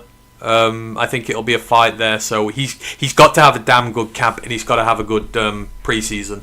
I would expect to see a lot of Wingo in the preseason games, and you know, give him every opportunity to, because he is talented, but he needs to start showing it. I said to cut both him and Pascal as soon as you heard he was coming back. Oh, that was about Levi. Yeah, I did. Or did I? I said okay, maybe you've got it. I do remember saying both of them should be treated like bottom of the roster depth guys. I didn't think I'd said I'd cut him. I could be wrong, and you're probably right. But I do know my position on them both since coming back is they should be treated like bottom of the roster guys for sure. And if he got any more injuries, certainly you should part ways with him. I didn't think I said I'd cut him, but again, it's there for me. All my views are online, so I probably did if you did. But I do know my official stance has always been treat him like bottom of the depth guys. Because you can't trust them as your second or third guys when they're so hurt. If they're the fourth or fifth guys, that's fine, but not the second or third guys. But, I have said a lot of nice things about Levi on here as well, so... But maybe I did. Maybe my patience has just gone. But we've been very patient with him. To be fair. It's 4 years in now, so... If we have, then this is not a snap decision. But I may have done. So you don't want Davenport back? No. And I will pay money to whichever NFL team takes him. But I think it's very, poignant. Can I use that term? It's very, very poignant that no other team has taken him so far either. And the one of the two I thought the Lions would try to get, Jamari Taylor or DeMonte Traynham. I was surprised they saw Chip Traynham a lot pre-draft. They had like 3 different interviews with him, more than any other running back by far. So I was also shocked that Chip Traynham didn't find his way here, but it is what it is. I'd have loved Jamari Taylor.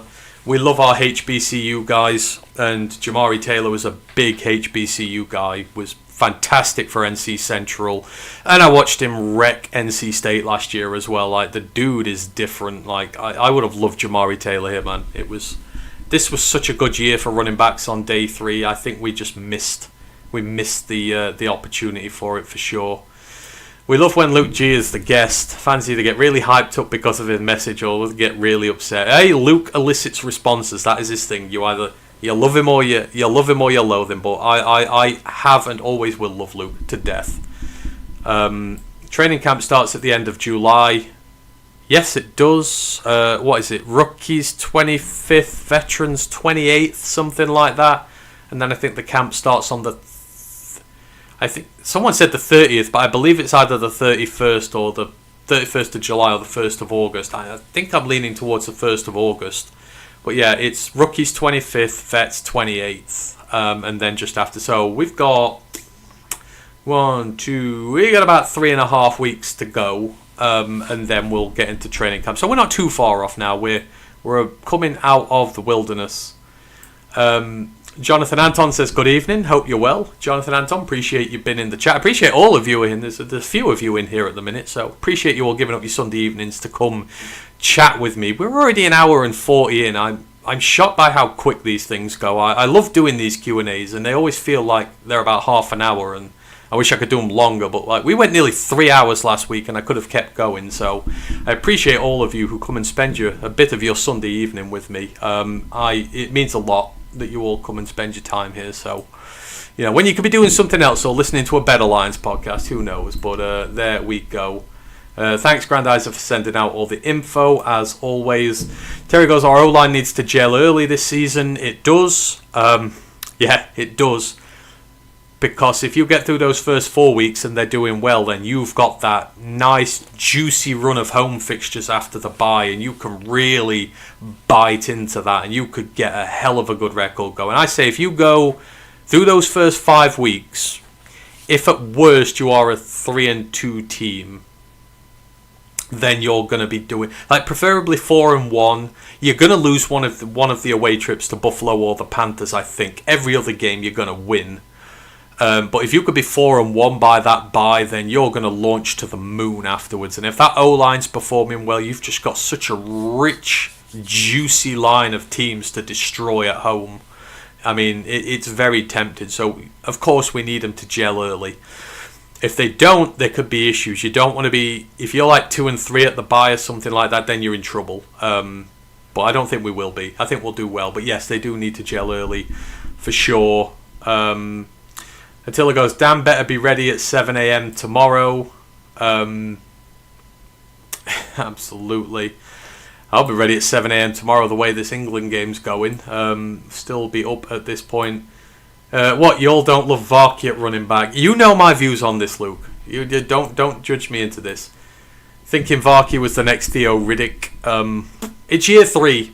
This is year 3. This is the year. This is the put up or shut up year. So I'm not going to... We're not done on him yet. Everyone gets 3 years. So this is his year. We really need a running back 3. So if he can't do it this year, then he's never going to do it. Varkey should have developed as a safety. I think Holmes just drafted him because he could do both. He's on the bubble to be cut, just like Manu. That's the confusing thing with me. Dan said something I disliked during this offseason. He said with Varkey, like, you know, we're giving him reps, but we can't give him reps with the first team because he doesn't have enough experience. And I'm there like, okay, you drafted him out of college when he's basically had no carries whatsoever. I think it was like 40 carries in his entire collegiate career. And you've spent his first 2 years just playing him on special teams. You've not really given him any carries at all. And we've had a lot of blowout wins when you could have given him some carries. So you picked a development guy who's barely carried the football in his life. And you've not given him any carries in the first 2 years of his NFL career. And then in year 3 you're going, yeah, well, we can't give him any higher reps because he's not played. So it's like, but you knew that was going to be a problem. So surely you should have developed him to the point that he can take reps with the firsts, the ones and the twos. Surely, because this was always going to be a problem. He was never going to have the reps to take reps with the ones and twos in training. Like, ever. Unless you play him, and you've not played him. So, to me, it seems a little of a confusing message with him.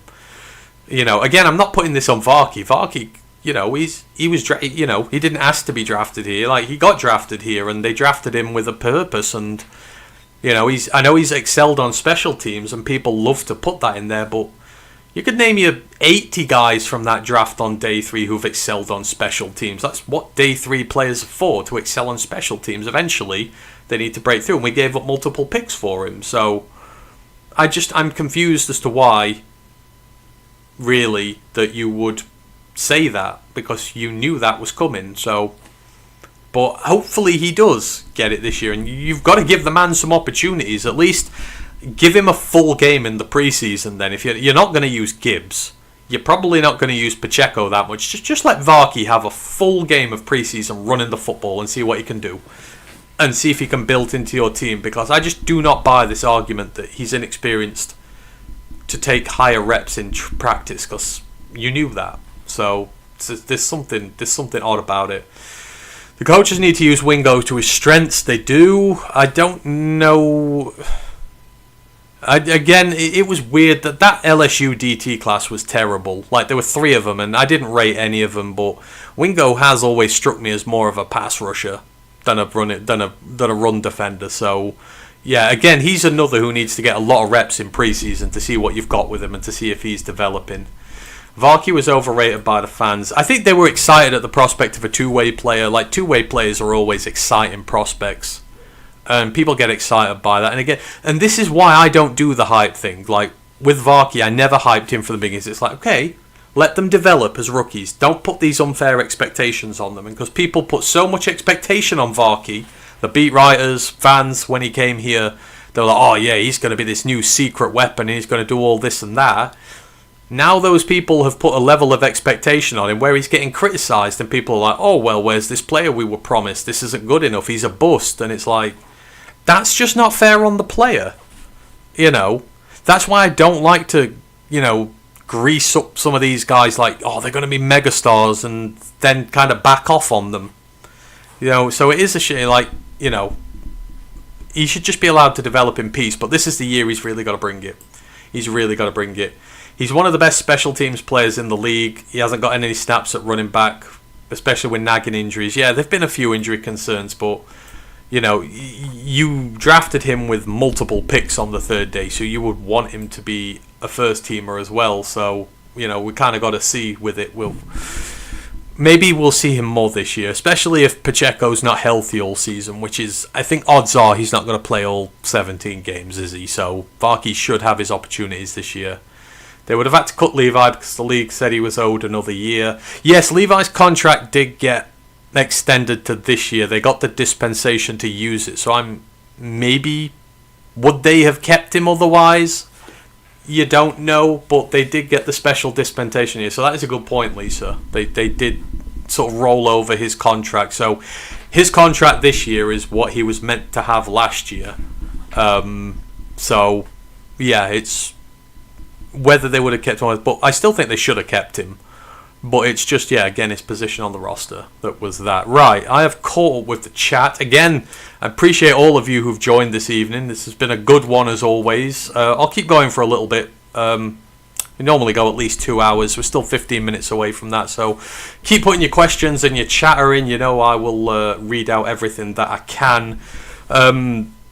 The only other thing I was asked in terms of questions before the show to be asked, again, I couldn't find one on Twitter because the account was hidden from me, so whoever that was, I apologise. Hopefully you've been in here this evening and gotten to ask it. But Mile Marker did mention about safeties and cornerbacks. Safeties and cornerbacks, the perennial problem for the Lions. I'm assuming that was kind of an open-ended question for, are there going to be any opportunities in the next draft to be able to sort this? Well, in terms of corners, obviously me and Ryan did the corner prospects preview show last week on the College Football Pod. It's a good year to want a corner potentially in the NFL draft next year. This was kind of hang on. I had a full page all down here, a list of guys who I'm keeping an eye on this year, and that's probably not all of them. This is a good year for corners in college football. Some really talented players coming through, a mix of young true juniors and sort of fifth-year guys as well who've got a lot of experience. Some who are going to fall down the draft because of injury concerns. There's some terrific value to be had. But I know there were 6 that we singled out, and I've probably lost my page here. And I've definitely lost my page. Anyhow, you can go to the College Football Pod and check that out if you like your corner prospects. We went through quite a lot of guys. So yeah, in terms of safeties, this is going to be one hell of a year, especially if you want a free safety in next year's draft. This is going to be one of the best years possible, especially for true juniors and young ones. KJ Bolden out of Georgia and Coy Carp, or as he's more known, Coy Perich, the Minnesota transfer who's gone to Oregon. They are 2 of the most talented safety prospects that are going to come out of a draft in years, and they are both hella young. KJ Bolden's been a starter on the Bulldogs defense since he was a true freshman. Since day one, he's had that position and not given it back at free safety, and so has Coy Perich at Minnesota. He's been I would say he's been the best safety in the Big Ten over the last 2 years. And now he's got his big move to Eugenie, and he's going to be able to do it on potentially a big playoff stage as well. But I would expect both of those guys to declare for the draft next year, and they're 2 of the most talented free safeties that have come out in a long, long time. So obviously there's more safeties, and we'll look at them more in depth on the College Pod as the off season goes on. We've still got a long time to go yet, but yeah, those 2 are certainly incredibly special this year. And there's quite a lot of potential guys behind them as well. It's not as deep as the corner class and guaranteed potential right now, but it's still got a lot of potential in there. So, but yeah, Coy Perich and KJ Bolden are the guys you want to keep an eye on. They're both special players, Mile Marker, and as I say, the corners are as well. So yeah, secondary is just one thing we can't seem to crack. We're good at drafting safeties, but they get hurt. So it's just the injury bug there. Whereas corners just something. It's a generational run of bad luck at corner for us, and again, it's all down to Matt Patricia and Darius Slay. So it's just we've not been able to get anything right. Lisa goes, it sounded like there will be a good amount of talent coming in 2027. Yeah, it gets gassed up. Every next draft gets gassed up. Has been the best. But legitimately, for the first time in a long time, 27 is the draft that is potentially generational in how good it is. And you know me, I'm not one for hyperbole in college football circles. I stay very grounded and realistic about it. Like, things can go wrong, things can get bad quickly, but even I think 27's a special year, and it's going to take a lot to go wrong for that to change. Literally every position has potential Hall of Famers coming through, and that's rare. So, you know, it's going to be a good one next year for sure. But again, a lot of stuff can change. Grandad's go, shout out to everyone in the chat and watching the stream around the world. Hey, I appreciate you as well. Again, all of you who come and join these Q&A sessions, they've been very enjoyable. When I started doing them a few months ago, I didn't really think they'd catch fire as they were, but they have. They've been very productive. I've a lot of chatter in there, a lot of people who come and enjoy them. So yeah, we're got to carry on doing them. So thank you for getting these things up and off the ground. Again, appreciate all the feedback to it. We just enjoy chatting football, and the more opportunities we get to do it, the happier we are. I think we've caught up with everything for now. Yeah, keep the chatter coming, keep the questions coming. I'm quite happy to go for a while. I don't know whether the England game's been delayed anymore. I'll just have to have a quick look. Not that I was stopping up to watch it and planning on doing so, but I'll probably be awake for a little bit yet, so I might end up watching a little bit of it. Nope, still 2 a.m, so it's going to kick off in about 10 minutes time. Yep, we're nearly there. 2 a.m. kickoff, just like the NFL season in mid-swing. We're used to these. Like, NFL fans around the UK now are like, they're in their element now. This is what those years of watching NFL, like Monday Night Football and everything have come to. When we got the World Cup over there, we can stay up late for these shows.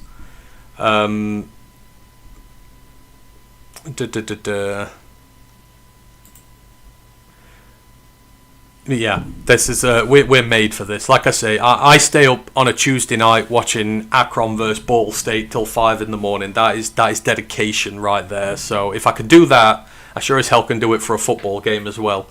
Speaking of, I miss midweek action and that. I'm ready for football again now. I'm not gonna lie.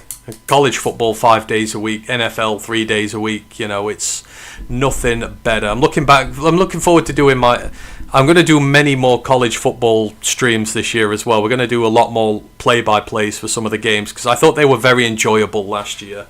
We got to watch some cracking games together last year. We only had like one big blowout, which was the USF game against UTSA. But for the most part, we got some incredible games to sit through together on the live play-by streams this year. So I'm looking forward to doing that this year. We're going to do many more. Many more. Every next draft is a generational draft until it happens. Then it is a weak draft after the fact. We didn't get Ephesians prize ox, so I'm still mad. Yeah, I would have loved Ephesians here. But there's some good ones coming this year. You want bigger cornerbacks. Kelly Jones is the one this year. He's like my favourite corner, one of my favourite corners in the country, the Miss State corner. He's already 6'4" and 195 pounds. The guy is insane. He's just such a good coverage corner. Like, the Lions be crying out for him.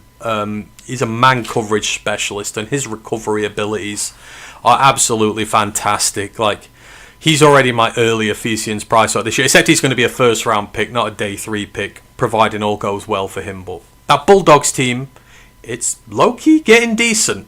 It could be a good team this year, so hopefully get some good wins under his belt. But yeah, Kelly Jones is the early dream at corner this year in terms of taller ones. But you are absolutely right. Every next draft is generational until it happens. It's crazy how much can change in a season and how much guys are getting gassed now, and suddenly everyone will have forgotten about them by week 3 because they've had a couple of bad weeks. It's why I don't make too many hot takes before a season, because they easily change, and I don't like to look foolish in terms of that. DC Smithers goes CFL ? Do we watch Canadian Football League? Is that what you mean? Ryan does. Ryan loves his CFL. Me, I don't watch too much of it, but it's just time. If I invest into something, I invest into it heavily, and between the Lions and college football, I don't have time to watch anything else, really. It's like the UFL. I would watch it a bit more. I just don't have time to invest into it. But Ryan's massive on the CFL, so, if he's ever around, you can ask him CFL questions for sure. Jeff Huey goes, not much been said about Dan Jackson as a safety. Do you think he has any value if healthy this year? See, Dan Jackson's problem, it's like Hassanine's problem. When you're drafted round 6, round 7 as a rookie, it's tough to make a roster. Even just in your first year alone, the fact that you then miss your entire first year it just makes it harder. And you're just going by statistics here. And I'm not really a statistics guy, but it is hard for day 3 picks to make a roster. It is even harder for day 3 picks to make a roster when they miss their entire first year due to injury. That's just kind of the be-all and end-all of it. And, I must say I don't know enough about how Dan's playing. I don't seem to have heard much about him being said in the off-season. I don't know, maybe someone in the chat can correct me on that. I've not seen his name mentioned. Obviously, Dan Jackson's versatility comes in his special teams. And I think there was talk about him doing return work as well. So, he would have to really excel on special teams, I think, to have to get there. But there was a reason he was a round 7 pick. Even as a Georgia Bulldog, he had limitations to his game. He was a bit shorter. And again, he's just missed an entire year. It just doesn't help your cause. It makes an already low number even lower. But there are always exceptions to a rule. But I've just not heard enough about him. If I kept hearing his name mentioned, he's playing well, he's doing well in camp, then I'd be like, okay, there's maybe something here to it. But I've just not heard his name mentioned. But I know there's a lot of people love him, and that doesn't come. There's no smoke without fire. So there's a reason a lot of people love him. But he was another who, again, a lot of people kind of really built him up last year, despite being around 7 picks in. He was a sleeper guy. He was a much better guy, and then it's kind of cottoned on to everyone and given him higher expectations maybe than what there should have been. But again, I don't know enough about what he's done to say right now, but certainly with all the chaos in the safety room, there's an opportunity there for him. But we have brought in a couple of safeties like Thomas Harper should get a better run on this roster. And then, of course, Kirby and Bryan will come back eventually. So there's quite a lot of safety depth on the team when they're all healthy, which will make it tough for him. But yeah, just the odds were never high for him, and they're even lower now. So I'm just kind of going with stats on that one, as to say he probably doesn't. But if he proved me wrong, I'd understand perfectly. Terry goes, we need big cornerback. For some reason, Holmes keeps picking small cornerbacks. I think it just helps to have variation. Again, a lot of our guys, a lot of the completions we give up, sometimes it's just if they were an inch taller, have more rangier guys who've got good recovery speed. That seems to be something we've had trouble with, guys with recovery speed, recovery ability, all that sort of stuff. And when you're taller, generally your recovery abilities are better because you've got longer range. That's one of the great things about Kelly Jones this year, is when he comes into the draft, his recovery ability is amazing. He's a lockdown corner, but the odd time he does get beaten and a receiver gets the better of him, there are plenty of examples of him using his length and his speed of recovery to still break passes up, have impacts on plays. I feel like that is something we've lacked a little in our department, and again, the height helps. So I'm not saying it's the be-all and end-all that we need a taller corner, but it's good to have variation. And I think we do need to try a little bit more height in our secondary to help out. So, it's I do think we need to invest in some corners who are a little taller. We had Iffy. Iffy before his injury was getting good. People forget that Iffy was getting to be a really good corner before that injury, the shoulder injury. And his recovery skills were all part of it because he was taller. He's one of the tallest cornerbacks we've ever had. And you could see it in his game, so it was just a shame the injuries hit him. So, there we go. It's tough. Who's been negative now? Attila. Attila's been negative about drafts, but rightly so. Not about the Lions. I think I've been more positive this evening. If I've not, I apologise, but I'm trying to be. Grandizer goes, and it's like in the 80s when I go spend the night at my ex-bro-in-law's house. He had cable. I'd watch Hawaii at 11 p.m. at night here. Miss that. Oh yeah, we've got to do Hawaii. I'm doing a Hawaii game this year. I'm play-by-play in a Hawaii game this year for damn sure. I just... Hopefully one of their road games which has got a more palatable start time, because I can't start at 3 a.m. in the morning. That would be atrocious. But yeah, hopefully I can play-by-play a Hawaii game. They look like they're going to be a good team this year again. Dan Jackson is a 7th round flyer. Yeah, he is. And he's a 7th round flyer. And again, it's just... Fate works against you. Like, it just does not help when you miss a year. Like, if you want to be a good 7th round pick, you've got to hit the ground running, and you've just got to keep going again and again and again. Because you've got to prove people wrong. You've got to try harder than everybody else, and you know it just makes it tough statistically. It says it makes it tougher. Similar to Dan Jackson, thoughts on Lovett? Apparently he's not stood out in minicamp. No, I would expect Lovett to be gone. Like, I know Lovett, they were thinking about return possibilities with him. The only thing right now that gives me some pause as to think that he might not be done yet is obviously Kendrick Law's now got hurt and he's out for the year. I would have expected Kendrick Law to make this team. And then having J-Mo, having Amon-Ra, having Tesla, you know, putting K-Law in there as well, then your positions start running out for your receivers. So especially your fringe receivers, they're less likely to make the roster. But now Kendrick Law's out, it opens the door. I'm not saying he's going to reach in and grab it, but like I think that's his last chance saloon now. Now Kendrick Law is hurt. Lovett has an opportunity to play himself into that last wide receiver spot, but he's got to, and I mean this, I've said it a few times already, he has got to stand out. He has got to have the training camp of all training camps. And ideally, you would like to see him do some stuff in preseason as well. Grab some catches, get a bit of experience under his belt, show out. I think that's what he's got to do now, because if not, he's going to struggle. Because there are guys willing to take that spot there. So I think he's been saved by Kendrick Law's injury, but it might just be a short stay of execution. So, and again, I was never high on either of them. Like, these fringe Georgia, it's nothing against it's just they happen to both be fringe Georgia guys, but I was never enamoured with them in college anyhow. So I think Lovett's got less chance than Dan Jackson has, but his door is not officially closed just yet. But yeah, he's got to have the preseason of all preseasons to make this roster, or he's done. Or odds are he ends up on the practice squad. Again, no one's going to take him off waivers from us. I think he makes it through to the practice squad and they carry on with him there, and then they see what is the case later on. But if he's not standing out in minicamp, that's never a good sign either. Lisa goes, it's almost 2 a.m. in the UK, 6 p.m. here in California, so 8 hours apart. Yeah, the West Coast is 8 hours, the East Coast is 5 hours. Mexico is 7 hours, I believe. So it's, Mexico City is in the middle. They got multiple time zones, but yeah, it's 2 a.m. here, but still going strong. Love doing these. So yeah. And Mexico and England started, just FYI, the delay is over. Again, I'm not, I've watched very little of England during this tournament. I'm not as sold into football anymore. But my love of football has been driven out of me by the Premier League and all its greed, and I just can't seem to win it back. I'm much more passionate about the NFL and college ball now, but I will turn it on when I'm done. We're at 2 hours 5, so if the chat stops, then I will go off and watch it for a little bit.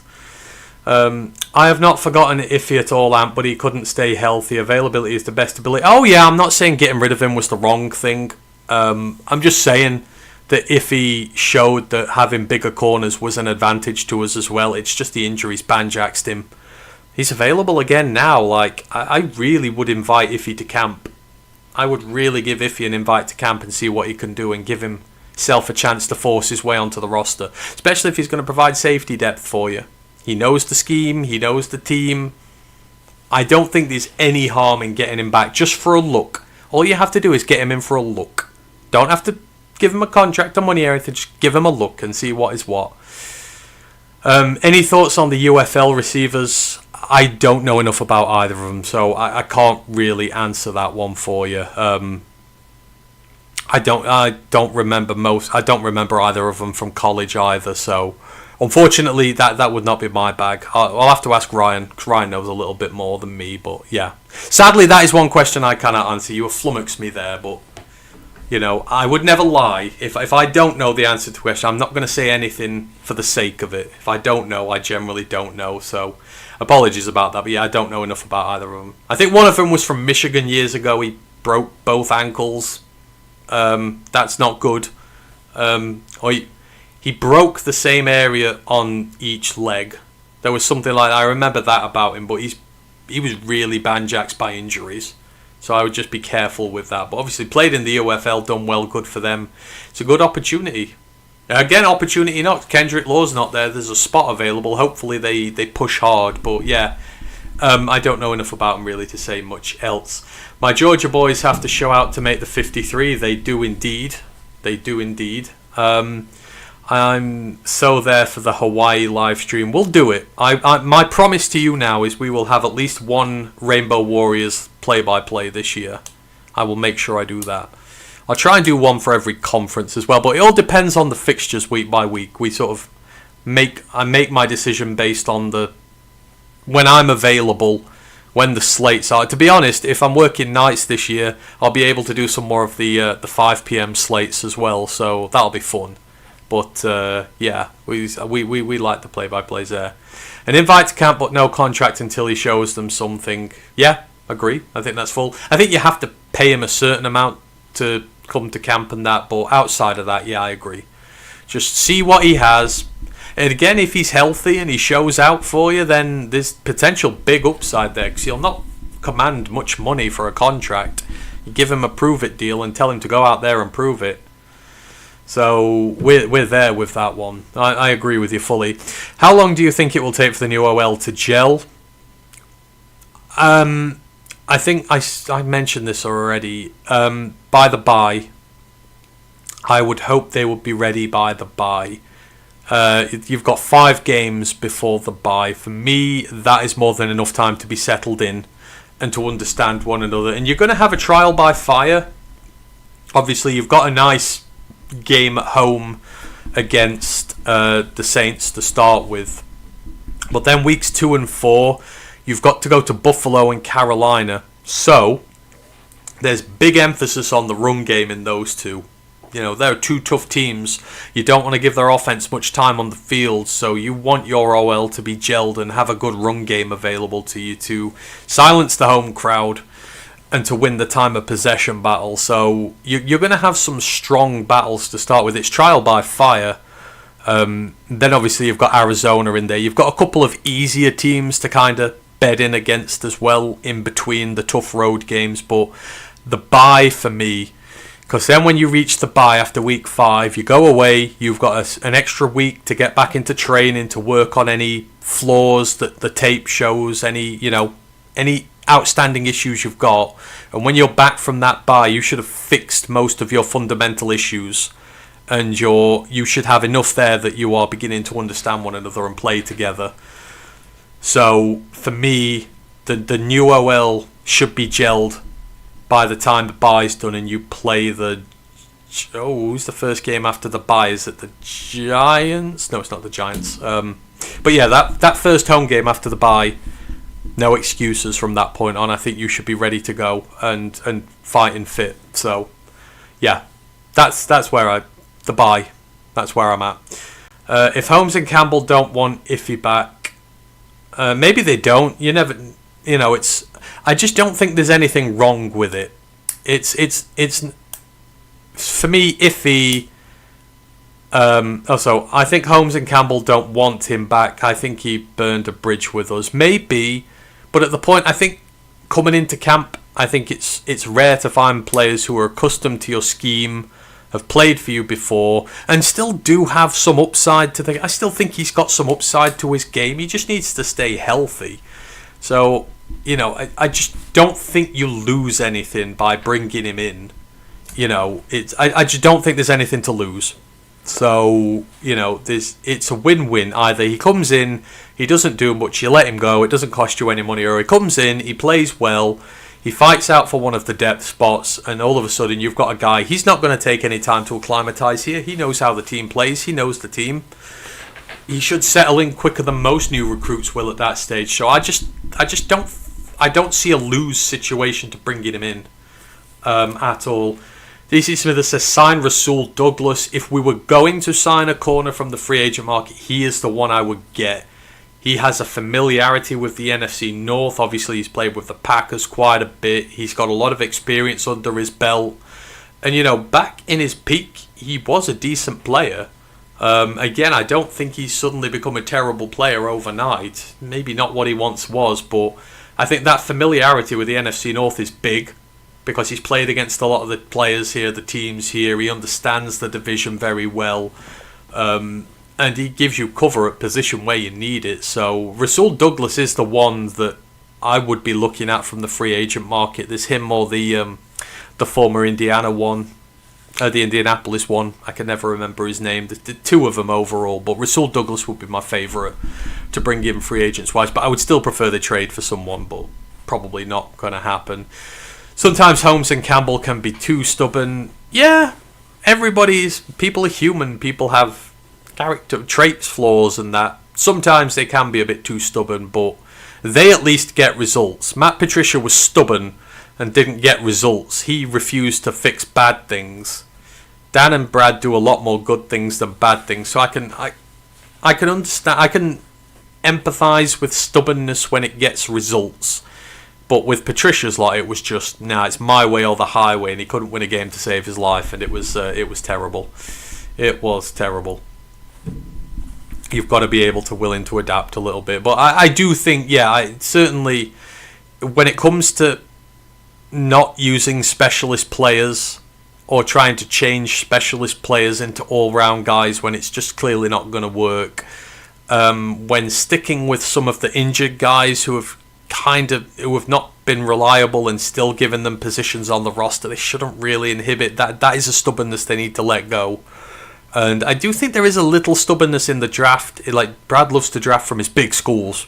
I think you've got to be a little bit more inclusive. And this is not just Power 4. This is even the Power 4 is excluded for a lot of them. The big schools, Oregon, Alabama, Georgia, it's easy to draft from those. There needs to be a little less stubbornness and just to go outside the box a little bit, but hey ho, it is what it is. But for the most part, I love them. I can deal with their brand of stubbornness. They just need to change a little bit. And for a future stream, can you go through your UDFA wish list and if they landed on another team or still aren't signed? I probably can. I don't know if I've probably got a list of them somewhere. But obviously no one's done anything yet, so it's a bit tough. It'd be easy. I could maybe look at last year's UDFAs and see who I wanted last year, who I didn't get, and see whether any of them were good. But I feel like I would have victory paraded if they had done, so probably not. UTSA Roadrunners cornerback Zar Frazier. I loved him. Coming out of college, Zar Frazier. I was gutted that it was the Seahawks who got him. I want to say it was the Seahawks. Hang on. Let me just make sure I know that I'm... Oh, he's with Chicago at the minute. Oh no, Chicago drafted him. Oh, they let him go? I don't know. They drafted him in round 5 last year. But he's not played yet. 6'3", 185 though, right size. I love UTSA players. UTSA just have this habit of their players go right under the radar and generally do very well. But he fits the profile, taller corner again. He's got good mass to him, and he was a ball hawk in college. Not maybe so many interceptions, but a lot of pass breakups. Just been in the right place at the right time. I was surprised he went round 5. I thought he should have gone a little higher. But obviously Chicago's secondary was stupidly good in terms of takeaways last year. Maybe not in general, but they got a lot of picks and stuff like that. So I think he probably just wasn't able to get game time there. So I think, it would be good to be able to get him. But I don't know. I assume he's still at Chicago. I'm not sure what his situation is, but if he was let go, then absolutely we'll go for it. Besides Eric Hunter, which UDFAs do you think have a shot at the 53? I would have to, to placate Poole, I would have to say, Kitzelman, in terms of positional depth, Kitzelman's got a good chance because we don't have any tight ends. Hang on. Just trying to get the list up again just to check in here. But yeah, Kitzelman's not got much of a room to work into. You've got Laporta, who's carrying an injury. You've got our new tight end 2 who isn't even playing. And no one's talking about this very much. Tyler Conklin, like Jeff Risdon said it the other week when we spoke to him. He's not, he was there at camp and he wasn't participating. He was there doing signatures and stuff, and there was no reason why he shouldn't be participating, and he wasn't. So I just don't know. I think there's something here with Conklin that we don't know about. But he's supposedly healthy and he's not playing. But if he's hurt, what's up with him? Because we've not heard anything about him. So that creates a massive problem for us if Conklin's not ready to go as tight end 2. Because obviously another receiving option. But we've got no blockers on this team. We have no blocking tight ends whatsoever. Not one. I mean, Sam's okay, but we don't have a specialist. I mean, Kitzelman's thing wasn't really his blocking because that's not how Tennessee works. But it's his opportunity there. Brock Wright is meh. So if Conklin's not ready to go or something's up with him, then Kitzelman has a chance just by numbers alone of making this roster. I mean, outside of that, you've got Altmaier. If they carry 3, maybe. I think Altmaier probably ends up on the practice squad, but again, his would be alone. Priestley won't. I would love Deshaun Rucker to make the roster at corner, but I'm not sure. Like, Amaris Brown is the one who's been creating a lot of buzz, the UNLV corner. I know Amaris Brown has got a lot of positive feedback from what he's done over camp so far, so maybe he's in sort of a position now to make an attempt, especially with corner, no Terry on there. Like, everyone's pushed one up the depth chart. There is a potential chance for him to make it now. They've never blown away by him in college, but there is something to him. But I think Deshaun Rucker, I love Deshaun Rucker. I would like him to have a chance. So maybe one of the corners to get in. Outside of that, you're looking potentially at edge. Now, everyone's talking about Anthony Lucas. I think it's all hyperbole. Again, Eric Hunter had as many Power 4 sacks. Eric Hunter had as many FBS sacks as Anthony Lucas did in his entire career. And Eric Hunter never played one snap as a starting member of an FBS team. He just did it for Morgan State when they played against FBS sides. That's just so damning to me. It really, really is. They can talk about the LSU game and gas it up all they want to, but every single college player has that one game. If I could just show you one game of every college player, I could make every single college player look like a future all-star, like an all-pro, with that one game. He just didn't do enough otherwise. He had loads of good intangibles and he threw it away. I just do not buy into that stock whatsoever. So I think it's a false dawn with Anthony Lucas.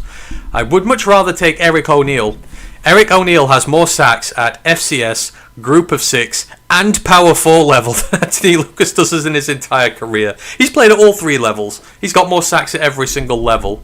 I think Eric O'Neill would have a chance of doing it, but I've not heard much about him. So, and of course Lucas is only 21, so they're going on the youth side. But to answer it, outside of Hunter, it would be Kitzelman, I think.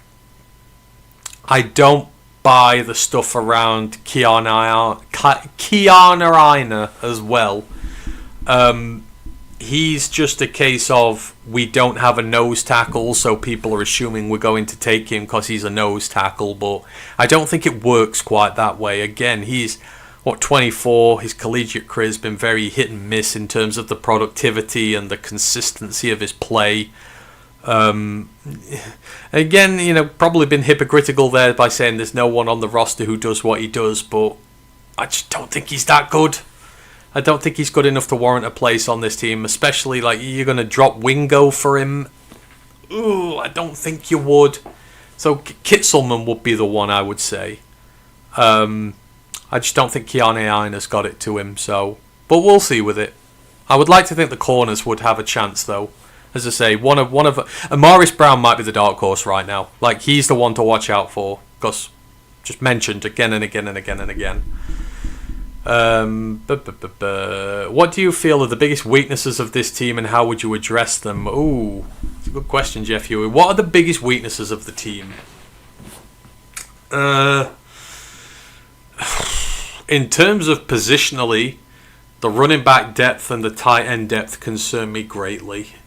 I would still be fishing through free agency, or I would certainly be looking at roster cut downs when they happen, because we do need depth guys for them, but I would be looking at roster cut downs for those positions. I don't think we should be done yet because I'm not happy with how they are.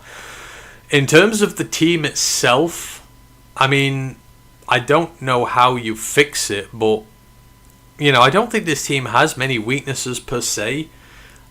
I mean, coming into this season, what the weaknesses? Obviously, your coaching, your coordinators. Like, there's nothing you can. Like, it's a big year for Kelvin as DC. I believe he'll do the job well, but there's not really a way you can address that until he gets on the field and starts playing, so there's not really an answer there for that one. Obviously with Petzing, we've got to wait to see him play as well, so that's the only concern, is that Kelvin doesn't take a year to jump and Petzing doesn't start out hot. But again, there's not really anything you do to fix that until you see them play, until you see the team play. So, but I would carry on looking for depth there. That the weakness with the team, again, is, for me, is the mentality there? And again, it's not something you could just address. It's their ability to act like winners, not underdogs. That's just the problem that I have right now. Again, I've poured this to death. I don't want to go over the point again and again and again, but it's the team works. The team plays incredibly well when it feels like it's been written off. And when it feels like it's an underdog and the entire world's against them, when they are a favourite for a game, they don't carry that swagger mentality of a champion. It's like they can't work when they're not underdogs. Washington, for an example. Pittsburgh last year, for an example. Games against lesser teams where we're favourites and we should win and we're not able to. And I just wonder if that killer winning instinct is there in them, but it's not really anything you can address. So it's just a case of you've got to hope that they eventually find their footing and they learn to carry that swagger as potential champions. So yeah, I don't really think there's much you can do to address this team now. What it is, it's just a case of get them on the football field and hope that they continue to make steps forward. I feel like I've not answered that question very well at all, and I apologise. But yeah, the main weaknesses for me are just some areas of depth are not well rounded out for me. So, keep looking to add to there. And then it's just questions about coaching and mentality, which is, again, not really fixable. I hope in some cases Kelvin just learns to be a little bit more flexible this year. And just to, be himself. I worry that he's trying to be too much. Like, the first half of last year, he was tremendous. And then the second half of the year, it kind of just felt like the league figured him out a bit. And he wasn't able to adapt to it. And he started trying to get too fancy and getting away from what he was all about. And, I just hope he sort of sticks to his roots this year and sticks with what he thinks is good. Don't be too finicky. Don't be too... don't try and be too clever for yourself. I think that's my only worry there with him. So, it's just... Yeah, things I can't address right now, really. We'll have to wait and see. But overall, I think the state of the team is very good. We've got the core. We've got the depth in the most of the positions, which we've not had in a while. We're relatively healthy, apart from Branch and maybe Kirby going into the season. So, I'm relatively confident in our chances here. I don't think there's too much that can hold this team back, really. That's another Detroit Lions first down. Indeed it is. Terry goes, we've had too many injuries at that point. Yeah, maybe we did with the Washington game, but still it's like... I remember the game, like, we had opportunities to win, and we didn't take them, and... we just started sluggish as well, and sometimes you've just got to work through it. You've just got to, they were an they were a team that had got a lot to prove that year, and they weren't the most all-round team in the world, but I do get it, I do, and it might just be me a little bit with them, but it's just a trend I've noticed. It's a trend that I'm monitoring, let's say. Like, you've got the Saints at home first game this year.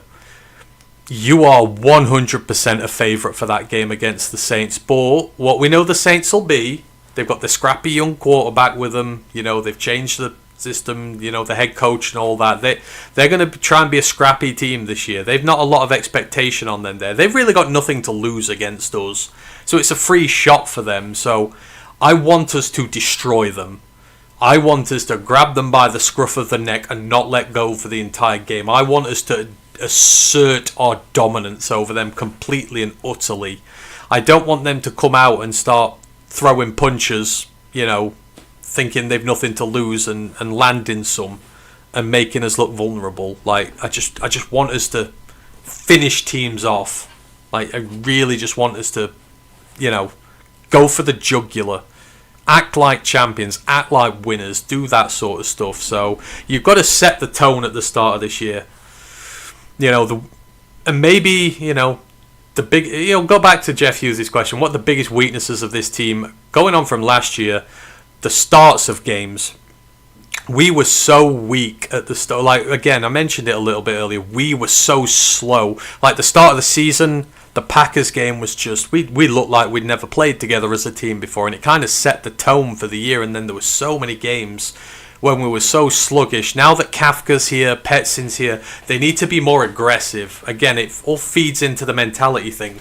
Just go for it, come out, all guns blazing, put other teams on the back foot, don't be too predictable with it. That you can change. I would like to see them come out swinging to start the season. Again, don't start with this 3-and-out stuff, and you've got no points by the end of the first quarter and you're conceding the first score all the time, you're playing from behind. That it's got to come down to aggression. They were way too safe last year. So yeah, aggression is one of the keys to it this year. You've got a damn good team. Let them be a damn good team. Last year we were running a defense that was predicated on our all-pro safeties. When they went down, Shep was too inexperienced to have a good adjustment. That was when we gave up most big plays. Yeah, you're right. It did not help. As I say, like, Branch is one of the few players on this team who is a good hybrid player. You can move him all over and he's still an all-pro wherever he plays. Like, missing Branch is worse than missing Kirby. Like, Kirby's great, don't get me wrong, but Branch is really the superstar in there. Like, your team is so... Like, he's one of the best blitzers on the team. Like, he was one of the highest sack getters on this team last year before his injury. Like, he can do so much at such a great level. And you're right, you've got to adapt to the personnel available to you. And that was Aaron Glenn's downfall. Aaron had a game plan and he would never switch away from it. Ever. He would just march on like, it's my way, it's gonna work, and it never did. And that was the thing that always held Aaron Glenn back. You just hope that Kelvin has not taken that on board, because obviously he worked under Aaron his entire time here. So you would just hope that he will learn from Aaron Glenn's mistakes, because that is the fear, that he becomes too much like Aaron Glenn and he becomes too stubborn in his views. Like you said, we're not going to start the year with at least one of them, potentially two of them, So you're absolutely right. We can't run the defense based on having 2 all-pro safeties there, because we might not have either of them to start the year. You've got to start different, even if it means adjusting your scheme until the safeties are back, and you're working without the guy who was meant to be your corner 1 by the end of this year as well. So you've got a lot of adjustment to make there, and guys like Izzian, McCreary, and that. Well, I get there's optimism for them. They've not been all-pro players so far, so you've got to adapt. You've got a lot of guys who are good utility players in there, but not maybe specialists at certain positions, so you have to adapt to that. So yeah, you make a good point, Upacorn. It's just adjustments. And the crazy thing was, at the start of the last year, he did adjust well during games, but that's when he had his full complement available to him. But he has shown he can be a great coach when it comes to adjusting. When I talk about running depth, what's wrong with Sailors, Small and Robichaux? Small and Robichaux have never played a snap before in the NFL. Like, again, not saying there's anything bad with them. Sailors has done good on his return work, but again, kind of like Varkey, they didn't give... I'm just talking about carries at the NFL level. Between those 3, you've got next to none, and it's hard to say they're good depth until you've seen them play. Like, I love Kai Robichaux in college. Jamari Small, yeah, whatever it can be, but it's like, again, you don't want to put too much If I say the depth is fine, and Sailors, Small and Robichaux are great depth for the Lions, and then, for whatever reason, we lose our top 2 guys, these guys come in and do nothing, then it's like, well, we were told we had great depth here, and then we haven't, and you can't say they're great depth until they've proven themselves, until you've seen at least a little bit from them.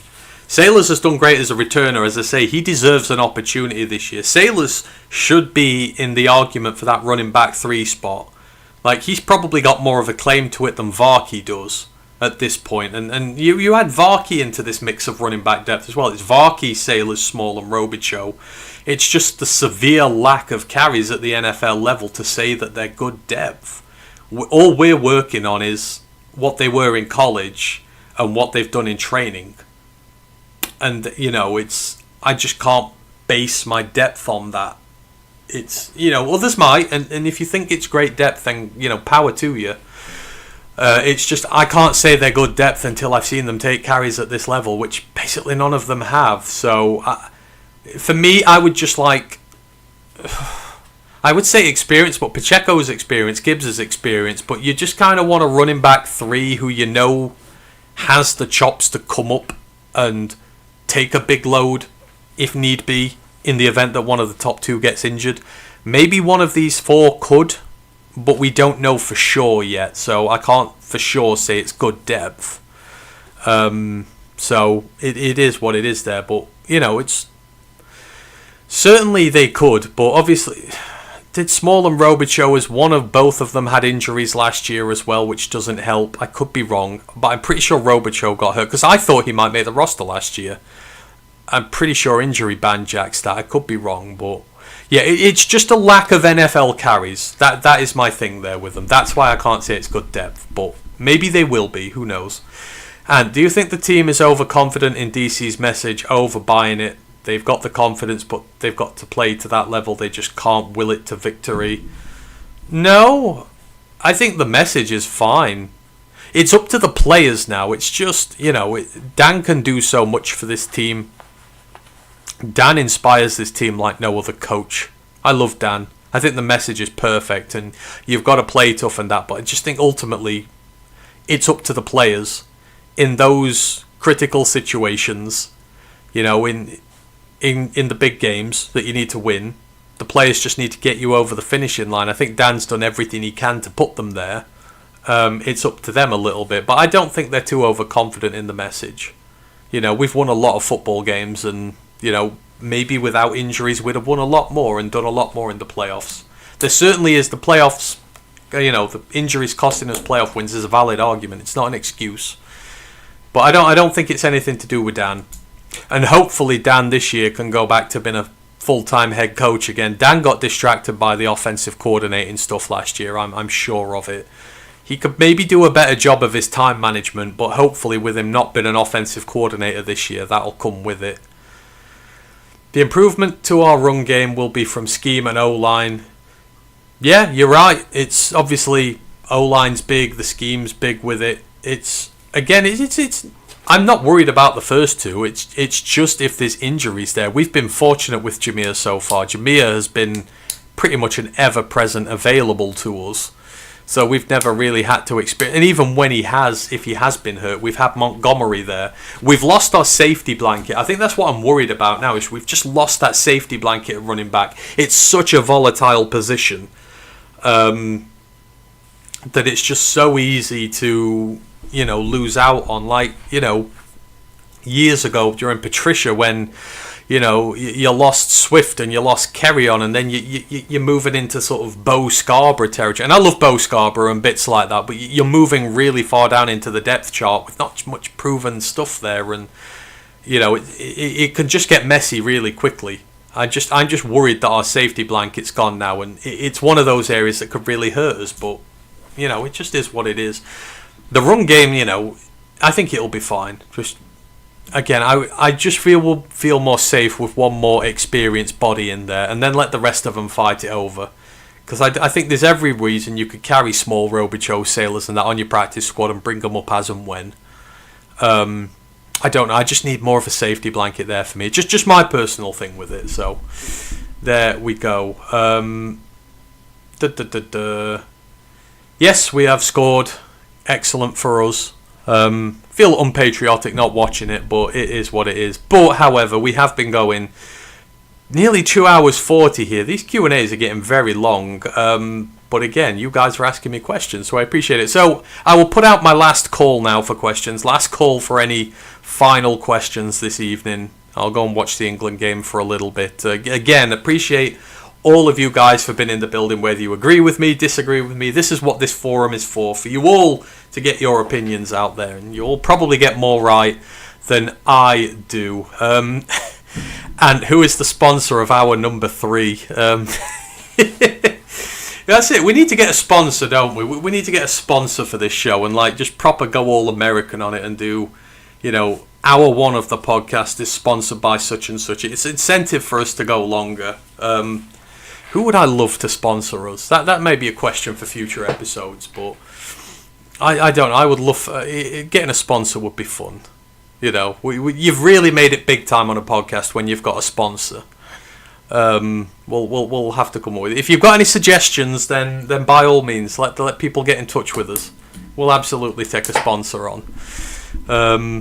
But no, as I say, so the only reason the streams go so long is for you guys who will come on and chat with me. So if none of you arrived, I'd give up after 10 minutes and I'd go about my evening. So the fact that they go so long shows that there's people in the building who want to chat. So it's always a good thing. So as I say, get any last questions in and I will get to them. I've just checking through all my updates to make sure no one has added any to my call outs late on. Doesn't look like they have.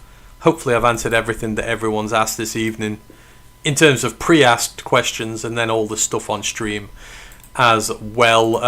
Just quickly go through next shows and stuff so you're all up to date with where we're at before I do the last questions. Tomorrow will be our main podcast, or technically today for us.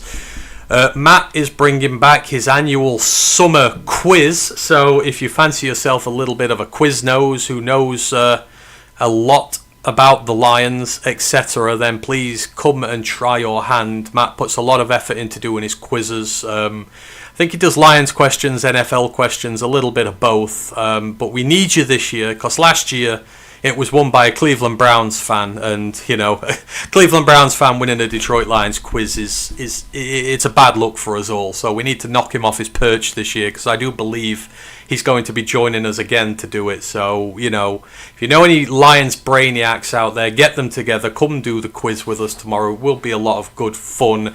College Football Pod will be back on Wednesday. I'm hoping, because I've got a few days off now, that I'll finish the CUSA previews off. But if not, we'll have something ready for you. I've got my Phil Steele College Football magazine here. I remember last year we went through his pre-season All-Stars and stuff like that, so we'll put together a couple of those shows again as well. And of course, with all the college stuff, if you want us to go through anything before the season starts, position groups, teams, players, whatever, we will do that for you, because we have a lot of time to kill before the season starts, and we need content for shows. I'm not sure if there will be a Q&A next week. As far as I'm aware, I'm working every night over the weekend. So if there is, it'll be earlier in the day for you guys before I go to work. But I will let you know in the advance to the run up to it. But just letting you know, there might not be one next week, but we will see. And then we'll have all the stuff coming up in the weeks after that. But that is the next week's worth of shows for you there. Say Monday, Wednesday, potentially over the weekend as well. 2-0 to England. Is it 2? That will be... I'm not even watching it at the minute. Maybe it's best I don't watch it. If we're doing that well while I'm not watching, then... Why have I just put... Why is my... That's odd. Yes, we're 2-0 up. Woohoo! 2 goals in 2 minutes. Jude Bellingham with both. Lovely. An English player playing in Spain, doing the job for us in Mexico. That's what it's all about. 2 losses in 56 years for Mexico at the Azteca. That's about to be 3 in 56 years. So, yeah, there we go. We're going to the final. Who knows? Maybe it'll be an England-USA final. Would you all still love us if it was an England-USA final, or would you divorce us if that happened? Hopefully that's not the case. I don't want us to play one another. You know, it's very hard for us Brits to stay, you know, in the good graces of you Americans, so we don't want to ruin that conversation by having to play each other in the World Cup. So hopefully we never find out, but we'll see. But yeah, it's a possibility down the line. Back-to-back goals within 5 minutes less than. Yep, that is all good stuff for us. Okay, looks like we're just about getting to the end of this. There don't seem to be any more questions in there. As I say, we've done another long one today, so I appreciate, again, all of you who have been in the chat this evening. It's been good. Thank you for dedicating your time to coming in here and having a chat with me. I appreciate it. It is never undervalued, for sure. We appreciate it all. And yeah, we'll see you for the next one. I am going to... Oh no, Mexico have just scored. Maybe I should stay on.